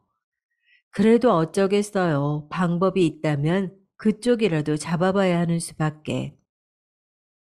엄마도 별 수 없으셨던지 그렇게 해서 어른들 도움이라도 받으라고 하셨고 저는 100일이 이제 막 지난 둘째까지 데리고 시댁에 들어가게 됐습니다. 그래도 아파트고 우리 집보다 넓은 평수고 작은 방 하나를 치워서 내주신 다음 거실까지 애기들 돌볼 용도로 내주셨어요. 덕분에 그 전에 좁고 좁은 집에서 애기를 키울 때보다는 좀 더 낫더군요. 하지만 환경적으로는 나아졌을지 몰라도 어머니와 도련님을 함께 마주하며 부대끼는 상황은 결코 쉽지 않았습니다. 초반에는 어머니도 자기 손주들이 신기한지 좀 봐주시더니 나중에는 본인도 몸이 안 좋다고 하시면서 아버님과 다투시더라고요. 당신은 당신 마누라 상태는 생각 안 하고, 아이, 저렇게 애들을 집으로 들어오면, 아이, 나는 어떻게 쉬라는 거예요? 어? 나도 건강 상태 최악인데, 당신 진짜 너무하는 거 아니에요? 이 말에 저희도 얼마나 눈치가 보이던지 실제로 어머니도 혈색이 좀 나빠 보이시긴 하더라고요. 그런데 아버님은 더 이상 물러설 수가 없으셨나 봐요. 당신 아픈 거 나도 알아. 그래서 나도 최대한 하고 있어. 데리고 병원도 다니고, 당신에게 해줄 수 있는 건 뭐든 다 하려고 노력하고 있어. 근데 그럼 나는 대체 어떻게 해야 하나? 당신도 힘들겠지만 죽은 큰애 생각은 안 해? 그 밑으로 저렇게 식솔들이 딸려 있는데 쟤네들은 그럼 버려야 돼? 서로 불편하겠지만 그래도 같이 사는 수밖에 없잖아. 이 좀 이해를 해달라고. 그렇게 상황이 넘어가는 듯 했지만 어머님도 갈수록 병사가 나빠지시니 화내고 짜증낼 때가 많으셨어요. 진짜 집안에 아픈 사람 둘에 남의 손이 절실히 필요한 애들까지 둘이 있으니 좋은 분위기가 나올 수가 없겠더라고요. 그 와중에 도련님은 진짜 할 말이 없어요. 어릴 때 아프셨다고는 하지만 사실상 여기서 가장 건강한 존재라고 보여지거든요. 왜냐하면 정말 하루가 멀다 하고 맨날 술 마시고 새벽에 들어오고 여자들도 어찌나 만나고 다니는 건지 집 앞에 웬 여자가 나타나서 깽판을 부린 적도 있었어요. 도련님은 이와 별개로 형수인 저며 본인 조카인 우리 애들한테도 참 유난일 정도로 시비를 걸어대더군요. 형수님은 우리 형 가고 나서 집이며 뭐 재산도 없었어요? 아이, 그거 처분하고 그 뭐야, 사돈 어른이랑 같이 살아도 됐을 것 같은데. 아, 왜 굳이 여기 들어왔대요? 아, 우리 엄마가 손주 봐줄 거라고 생각한 거 아니시죠? 알다시피 우리 엄마 지금 암으로 고생하고 있는데 한창 젊은 형수가 여기 와 이렇게 요양하고 있을 일인지 이해가 안 돼서요. 딱히 기분 나쁘게 듣진 마세요. 저도 이 집 자식이니까 엄마 편 들 수밖에 없지 않나요? 이렇게 살살 치고 빠져버리고 제가 뭐라고 반박하려고 하면 그냥 휙 나가버리더라고요. 얼마나 말을 기분 나쁘게 하는지 몰라요. 남편이 왜 그렇게 동생을 징글징글하게 생각했는지 알겠더라고요. 아, 형수님, 기분 나쁘세요? 아, 왜 그리 화난 표정을 지으시지? 저도 이 집 사람인데 이 정도 말도 못하나. 좋은 하루 보내세요, 그럼. 맨날 이런 식으로 지 할 말 다 해놓고 약을 잔뜩 올린 다음에 쓱 사라져 버렸죠. 그래도 아버님은 퇴근 후에 늘상 아이들을 봐주셨고, 사실 연세 많으신 아버님이야말로 이 집에서 가장 바쁘고 힘들게 사시는 것 같아서 늘 죄송할 따름이었죠. 그런 와중에 집에 또 다른 큰일이 생기게 됐으니 이 부분이 저도 살면서 늘 불편했던 부분이지만 어머니의 병세가 점점 더 악화되시더니 이윽고 그만 가족 곁을 떠나게 되셨습니다. 같이 살 때 이미 워낙 몸이 안 좋으셨기에 크게 접촉할 일은 없었지만 어찌되었건 시어머니셨으니 마음이 좋지 않고 늘 무거웠어요. 웬만하면 저도 다른 방도를 찾고 아프신 어머니와 함께 살고 싶진 않았는데요. 사실 남편 앞으로 남겨진 것도 별로 없고 그것도 아버님께서 아이들 미래를 위해 갖고 있고 다른 돈은 절약하려며 제안을 하셔서 어쩔 수 없이 들어왔던 거예요. 이런 이유가 있었다 한들 여러모로 뭔가 다 제 탓 같기도 하고 마음이 너무 힘들더라고요. 이때도 집안 분위기가 축 늘어져 있었는데 그 와중에 저를 죽을 듯 물고 늘어지는 도련님을 아버님께서 엄청 야단치셨어요. 그만해라, 영훈아. 이 집에서 이 지금 마음 편한 사람이 어딨어? 네 형수 탓하기 전에 네 행실이나 다시 봐라. 그러는 너는 네가 그렇게 끔찍하게 아끼는 엄마 두고 엄마 아플 때 뭘 했냐? 네 형수가 엄마 죽 끓이고 애 보고 할 동안 넌 뭐 했냐고. 이렇게 아버님이 그나마 제 역성을 들어주셨고 성격은 나쁘고 맨날 제멋대로였던 도련님은 더 이상 못 견디겠다면서 혼자 집을 구해서 나가버렸어요. 진짜 어이가 없더라고요. 심지어 그 독립하는 돈까지도 아버님에게 단단히 요구를 해가지고 챙겨 나가더군요. 이런 모습을 보고 있자니 여러모로 아버님의 상황이 점점 더 안쓰럽게 느껴졌어요. 어릴 적 둘째 아들이 아파서 큰아들을 못 챙겨줬고 성인이 되어서 큰아들은 집을 나가버렸고 나중에 장가갈 무렵 겨우 연락이 되어서 좀 챙기려고 했더니 사고로 떠나버렸잖아요. 그렇게 해서 손주와 며느리를 챙겨서 힘들게 거둬들이셨는데 얼마 안 가서 아내도 몸이 아파 곁을 떠나셨고 둘째 아들이 또 반항을 하면서 집을 나가버렸으니 정말 얼마나 필요하실까 싶었네요. 저라도 이런 마음을 헤아려야 할 것 같아 아이들이 4살, 2살이 되던 해부터 다시 직장을 나가게 됐습니다. 어린이집에 맡기고 중간중간 아이들이 아프고 열이 펄펄 나서 다시 울며 데려오던 때도 있었지만 말이에요. 그때마다 아버님은 저를 외려 더 달래주셔서 더 속상하고 죄송하더군요. 애미야, 너무 무리하지 마라. 너 요즘 잠을 제대로 못 자는 것 같구나. 새벽에 자고 새벽에 일어나서야 되겠니? 주말에는 너도 좀 늦잠도 자고 하려무나. 그러시면서 국을 왕창 끓여주시기도 하고 주말에는 본인이 일찍 일어나셔서 손주들 데리고 공원도 다녀오시고 이런 부분이 가끔 눈물 나기도 했어요. 제가 친정아빠가 안 계셔서 그런지 가끔 너무 힘든 시기에 별 생각이 다 들더라고요. 우리 아빠가 있었으면 저렇게 손주들을 봐주셨을까 이런 마음 말이에요. 그 정도로 아버님은 우리 애들과 저를 배려해 주셨고 가끔씩 하시는 말씀에 혼자 울컥할 때가 있었죠. 지훈이도 보내고, 니네 어머니도 보내고, 영훈이도 저리 나가버려서 연락도 안 되고 있지만, 그래도 요즘 들어서 나는 다시 살 맛이 나는구나. 가족들끼리 부대끼며 사는 맛을 제대로 못 봐서 그런지, 요 두 녀석들이 나한테 들러붙어서 좋아하는 걸 보면 참 마음이 찡해. 내가 아들들을 나란히 못 누려봐서 그런가 보다. 나는 그저 애미 너한테 너무 고맙고 미안할 따름이야. 아버님의 그런 말을 들을 때마다 너무 감사하고 죄송했고, 이렇게 함께 키워주시고 돌봐주신 덕분에 큰애가 초등학교에 들어갈 무렵까지 겨우겨우 버틸 수가 있었습니다. 일하는 저 대신 어린이집 학부모 참관 수업도 가주시고, 주중에 녹초가 되어 주말에 쓰러진 저를 대신해서 애들과 공원에도 가주셨거든요. 생활비를 정말 제가 온몸을 다 혹사해가며 벌었기에 특별히 크게 걱정이 없었지만 애들에게 잘해주지 못하고 집안일을 신경 쓰지 못하는 부분들을 아버님께서 오롯이 챙겨주셨습니다. 그렇게 큰애가 초등학교에 들어가고 얼마 되지 않아 한동안 그저 다람쥐 쳇바퀴 돌듯 반복되어지던 일상 안에 큰 사건이 또 하나 스며들게 됐죠.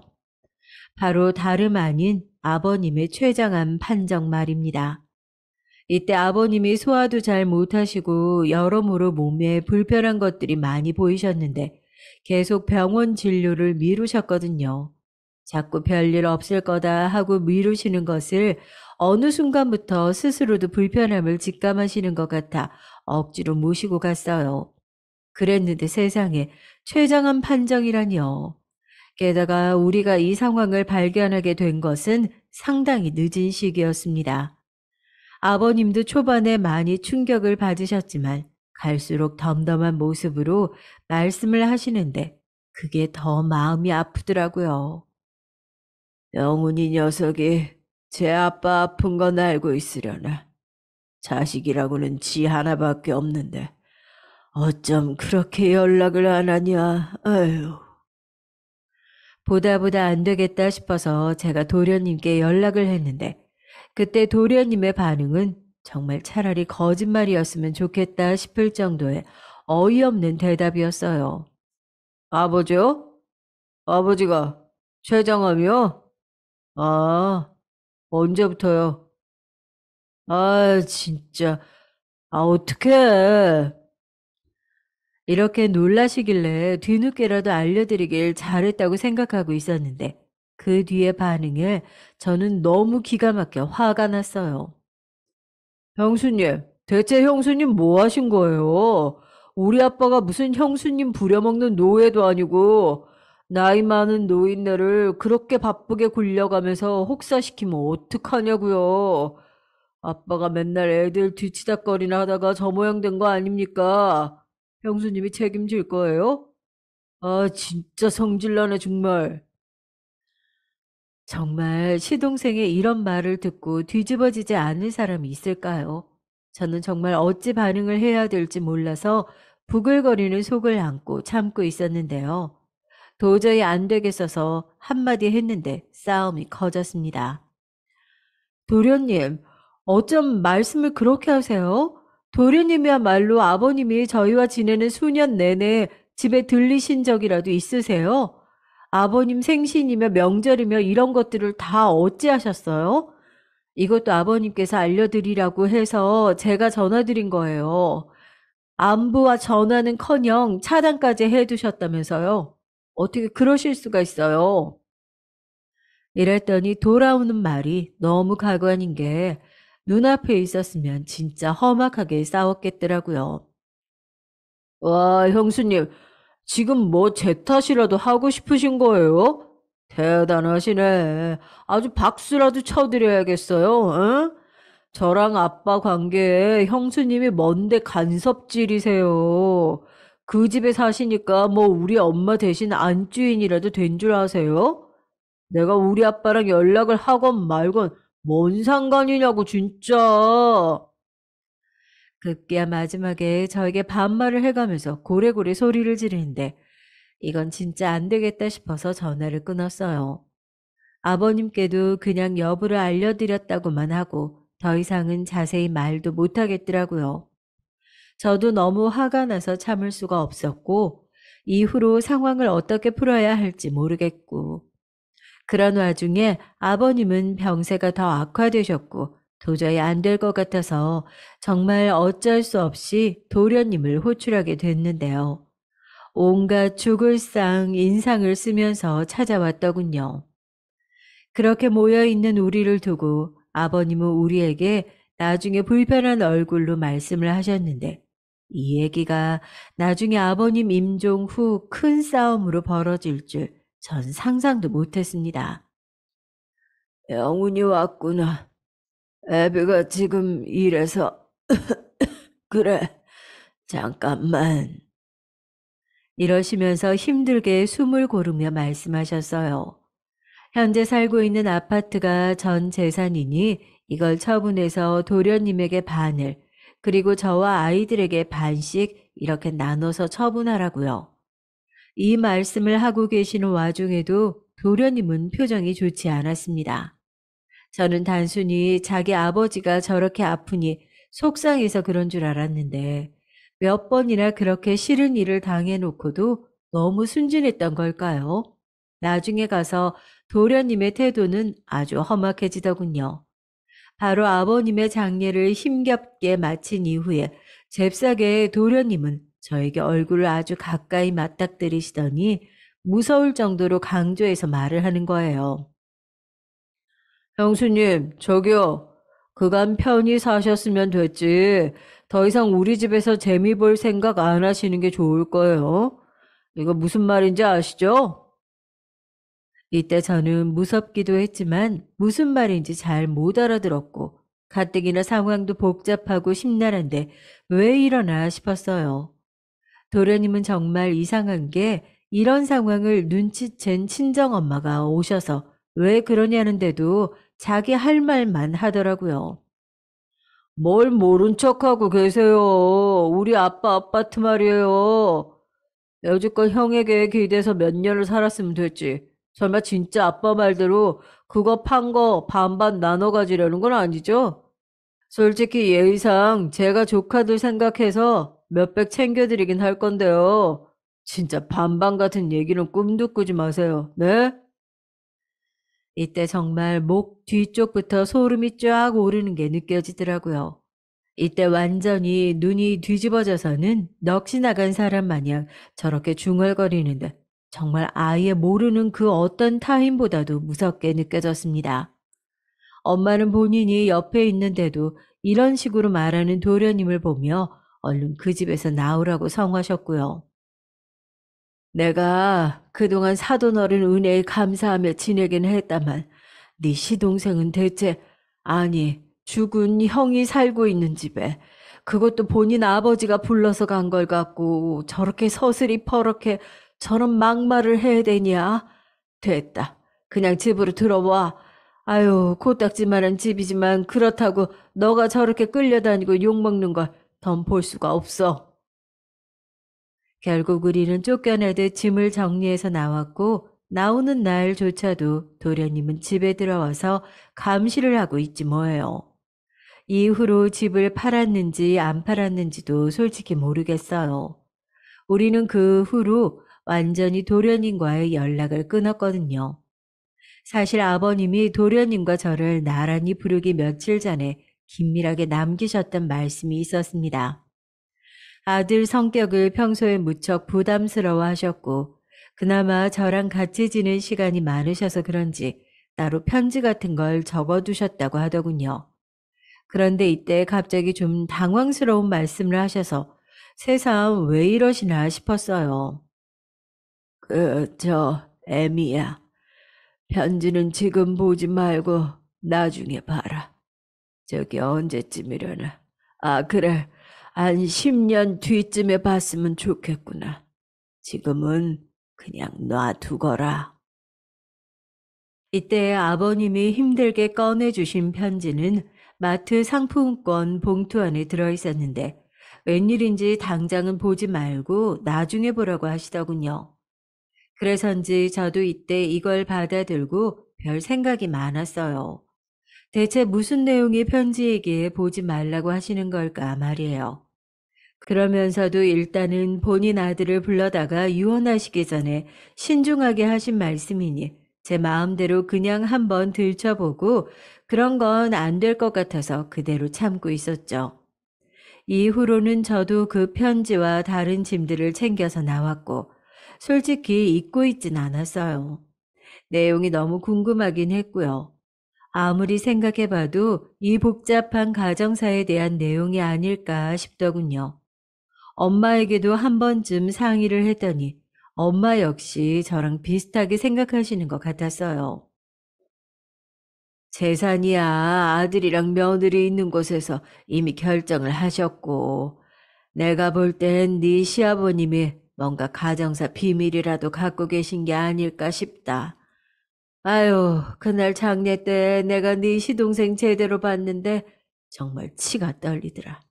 너는 왜 그간 말을 안 했어? 웬만한 시누이들도 그만큼 시누짓은 안 하겠다. 어쨌든 자기 죽은 형 부인한테 얼굴을 그렇게 막 대가면서 어른인 내가 뒤에 있는데도 마다 않고 무섭게 말을 해야 되는 거냐? 김서방 생각하면 이런 말 해서는 안 되지만 진짜 말종 같더라. 심지어 김서방이랑 얼굴도 별로 안 닮은 것 같고 내가 볼 땐 뭔가가 있는 것 같아. 저도 처음엔 희끄무레하게 하고 있던 생각이었지만 엄마가 막상 이렇게까지 거의 확신하고 있는 쪽으로 밀어붙이고 계시니까 진짜 그런가 싶기도 하더군요. 근데 이때 저는 정말 진심으로 지쳐 있었기에 사실 가정상이 뭐니 아버님의 편지 내용에 대해 크게 궁금함이 느껴지진 않았어요. 연달아 한 집안의 장례만 3번을 치렀는데 그게 10년 안팎으로 일어난 일이다 보니 진짜 진이 빠지고 피로하게 느껴지더라고요. 당장 내 앞에 있는 아들 녀석 둘을 챙기는 것도 힘들어 죽겠는데 말이죠. 이후로 엄마는 그간 못 거뒀던 손주들이 들어왔으니 한층 더 바빠지셨고 저는 기존에 하던 일들을 여전히 유지해 나가면서 더더욱 정신이 없었습니다. 게다가 한 번은 집에 불이 난 적이 있었어요. 그나마 불행 중에 다행이라면 다행이라고 할 수 있을까요? 그때 애들만 둘이 있는 줄 알고 저는 기겁을 해서 뛰어갔는데 그때 엄마도 계셨던 거예요. 당시 같은 동네 애기 엄마가 저에게 전화를 해줘서 알게 됐고요. 도윤이 엄마, 얼른 가봐. 친정엄마 집에 계시나? 아무튼 내가 볼 때 자기네 집이 아니라 그 앞집에서 불이 크게 난 것 같아. 이때 집을 향해 택시를 타고 거의 날아가듯 가는 순간 속으로 또 얼마나 서러움이 밀려오고 공포감이 엄습하던지 대체 내 인생은 왜 이렇게 엉망인 건지 눈물만 흐르더군요. 이 정도로 굴곡이 심한 삶이라면 인간적으로 어느 순간 정도는 숨쉴 틈을 줘야 하는 거 아닐까요? 온 눈물 콧물을 쏟으며 달려갔더니 그나마 다행히게도 모든 상황은 다 정리가 됐고 엄마가 애들을 챙겨서 밖에 나와 계셨어요. 애들이 머리가 아프다고 울어대기도 하고 집이 무섭다고 하는 바람에 그걸 달래느라 한 2, 3일 정도 근처 아주 작은 관광호텔 신세를 지기도 했었고요. 아무튼 이렇게 어쩔 수 없는 사고 외에는 그럼에도 불구하고 다시 생각해 보자면 큰일은 또 없었던 것 같아요. 적어도 아이들이 제 속을 썩인다든지 뭐 누구를 때렸다거나 맞고 온다거나 하는 사고는 치지 않고 살아왔던 것 같네요. 엄마가 아무래도 옆에 끼고 애들을 보고 계시기도 했고, 저는 이 집에 완전히 가장이 되다 보니 이후론 꽤 엄격하게 키워왔거든요. 그러다가 그 집도 계약 기간이 다 되어서 다른 집으로 이사를 가고, 그때 한번 아버님 편지 생각이 문득 나더군요. 근데 사실 제가 굳이 일부러 어떤 신념을 갖고 10년을 다 채워서 그때 읽어본 건 아니고 제 삶 자체가 정말 정신이 없고 하루하루 잠잘 시간도 모자랐기에 딱히 별 생각을 안 하고 있었어요. 그리고 가끔 편지가 떠오를 때에도 거기에 무슨 내용일까 하는 물음표가 생겨도 그닥 진전이 없었거든요. 저에게 정말 잘해주셨던 아버님, 그리고 갈수록 기억이 옅어지는 나의 사랑했던 유일한 남편인 그 사람을 생각하면 울컥함이 있었는데요.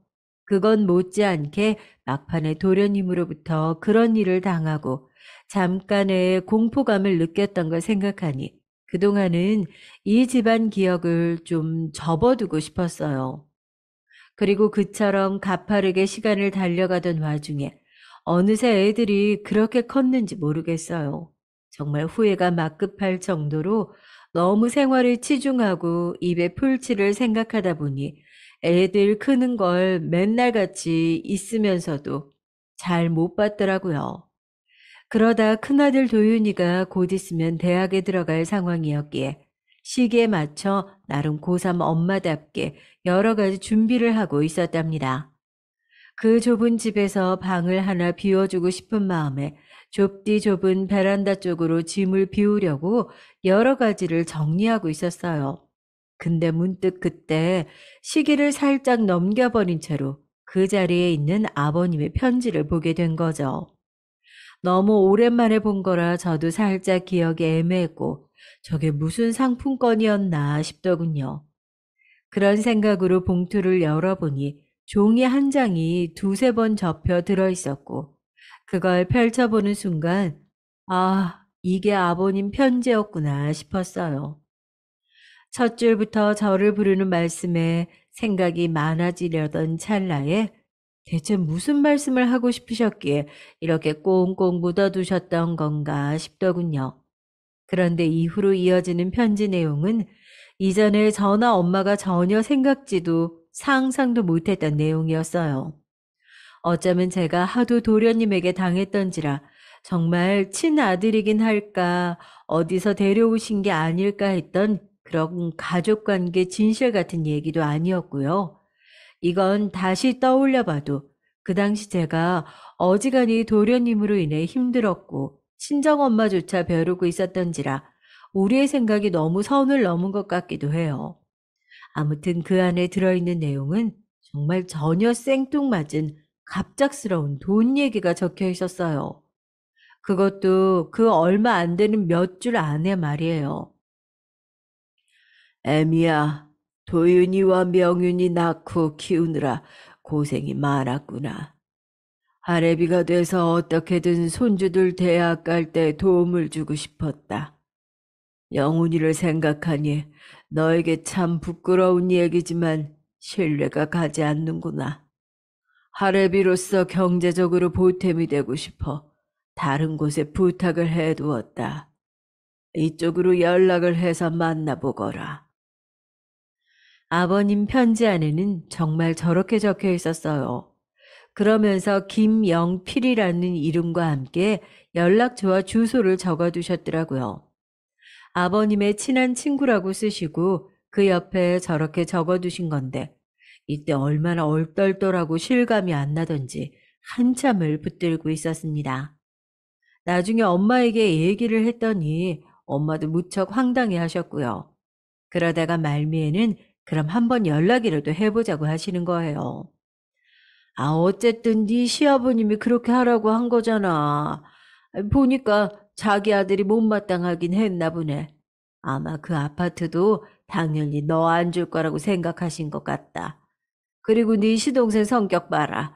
그 안에 네가 뭐라도 네 아버님한테 받아 챙기는 것 같았으면 가만히 있었겠냐? 아주 난리 부르스를 치며 쫓아다녔겠지. 일단 아버님이 좋은 마음으로 자기 손주들 보살피고 싶어서 챙겨둔 거 아니야. 그러니까 연락이라도 해봐. 엄마의 얘기를 듣고 나니 저도 좀 그런 것 같기도 하고 이러나 저러나 연락이라도 한번 드려보는 것이 맞지 않을까 싶어서 전화를 한번 걸어봤어요. 그랬는데 연락이 안 되더라고요. 없는 번호라고 나오길래 그냥 말았는데 엄마는 계속 권유를 하시더군요. 아이, 그럼 주소라도 한번 찾아가 봐. 아, 그래도 별 수 없으면 말아야지 뭐 어쩌겠어. 해볼 건 해보고 포기를 해야지. 아, 네 아버님도 나중에 며느리가 애지간히 알아서 찾아가겠지 싶어서 맡겼을 텐데. 그냥 그렇게 아무것도 안 하고 있으면 안 되지. 도윤이, 명윤이를 생각해서 한번 가보기라도 해봐, 응? 이때 저는 일도 많고 아들 대학 입시 준비 때문에 등록금이며 신경 쓸 게 많다 보니 주말에도 일을 하고 있었어요.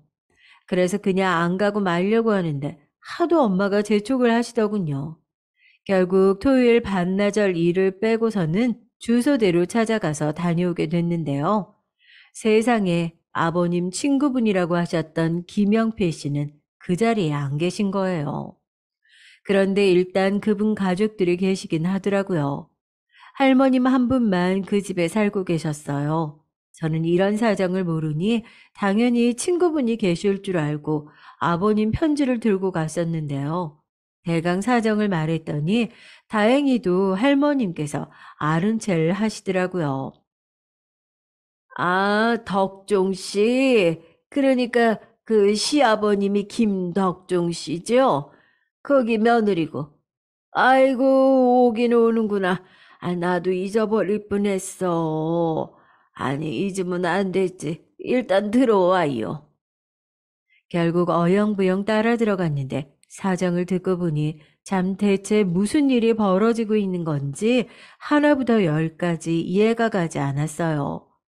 이런 일이 저 같은 평범한 사람에게, 아니 저처럼 하는 일마다 그닥 무난하게 풀리는 법이 없는 사람한테 일어나기도 하나 봐요.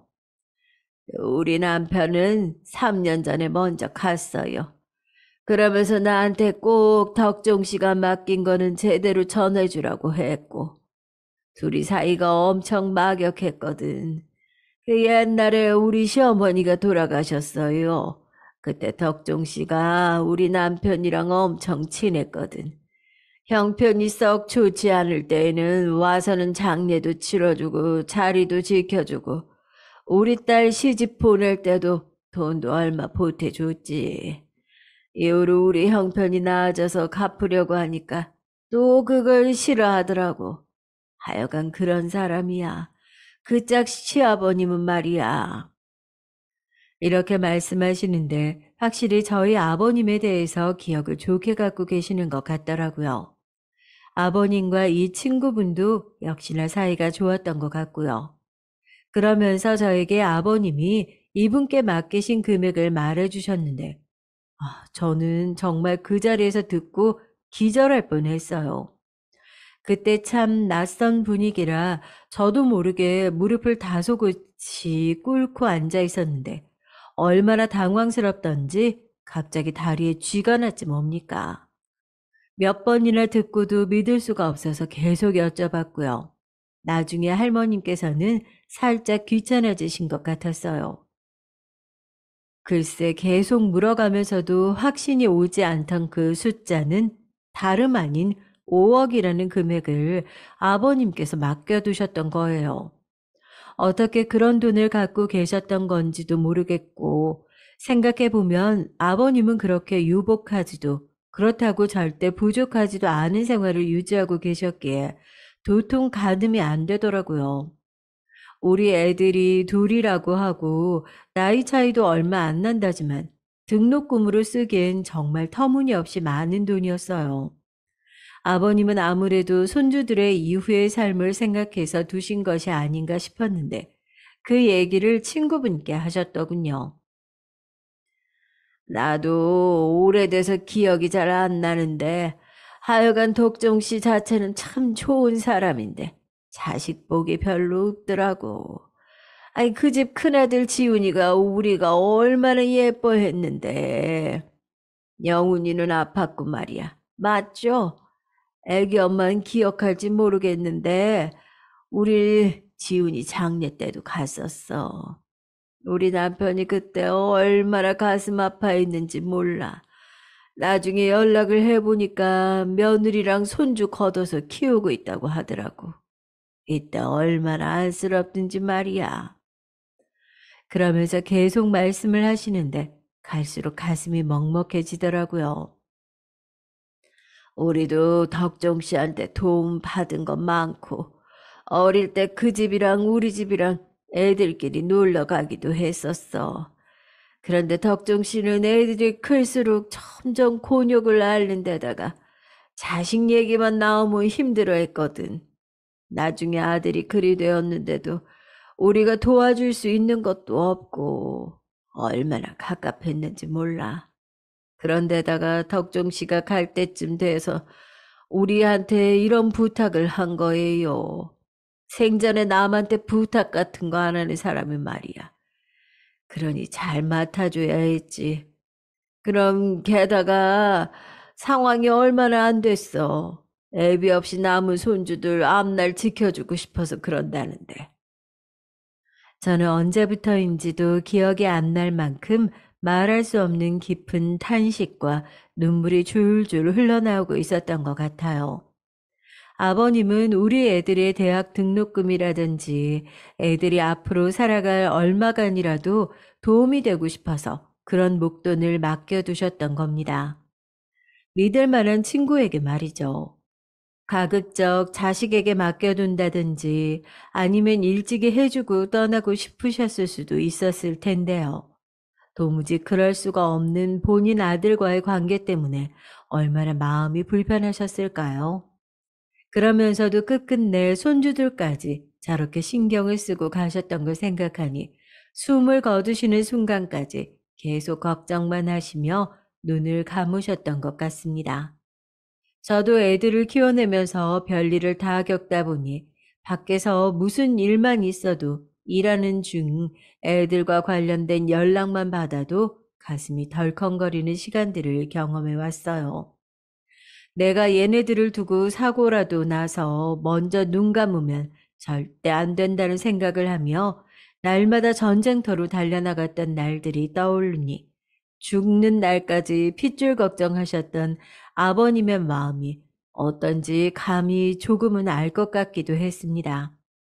한편으로는 금액이 너무 많은 것 같아서 고민이 됐는데 할머님은 이제 자기가 신경 쓸 일이 아니니 본래 아버님 뜻대로 전액을 가져가라고 하시더군요. 결국 그리에 실감이 안 나는 상태로 그 금액을 받게 됐고 그렇게 된 게 아직 몇 달이 지나지 않았어요. 아직도 단 한 푼도 10원도 이체해 보지 않은 채 그대로 통장에 갖고 있으며 당분간은 그냥 이 상태를 유지할 것 같아요. 아무리 어렵게 살아왔다지만 애들 등록금이라든지 당장 어찌어찌 헤쳐나갈 수 있는 돈들은 그럭저럭 막 보충해 가면서 살아왔으니까요. 너무 막막하게만 살아왔던 인생이지만 이제 애들도 나름대로 컸고 경제적으로 찢어지게 곤란할 정도로 힘든 삶까진 아니에요. 그러니 아버님께서 이렇게 남기신 금액을 덜컥 받는 것이 새삼 죄스럽기도 하고 마음이 너무 어렵기도 하네요. 이미 도련님과 연락 두절이 된 지 수년이 지났지만 왠지 모르게 나중에 어떻게라도 알아내서 찾아오면 어쩌나 겁이 나기도 하고요. 아버님 뜻대로 행하는 쪽에 저도 마음을 두고 있기는 하지만 고민을 안 할 수가 없는 요즘입니다. 사연을 여기까지 들어주신 분들께 여쭙고 싶은데요. 만약 저 같은 경우에 이 돈을 가지고 어떻게 하실 것 같나요? 저의 이런저런 사정들을 고려했을 때 말이에요. 그냥 덜컥 쓴다는 것이 생각보다 그리 쉽게 내키지가 않고 엄두가 안 나서 판단이 잘 서지 않습니다.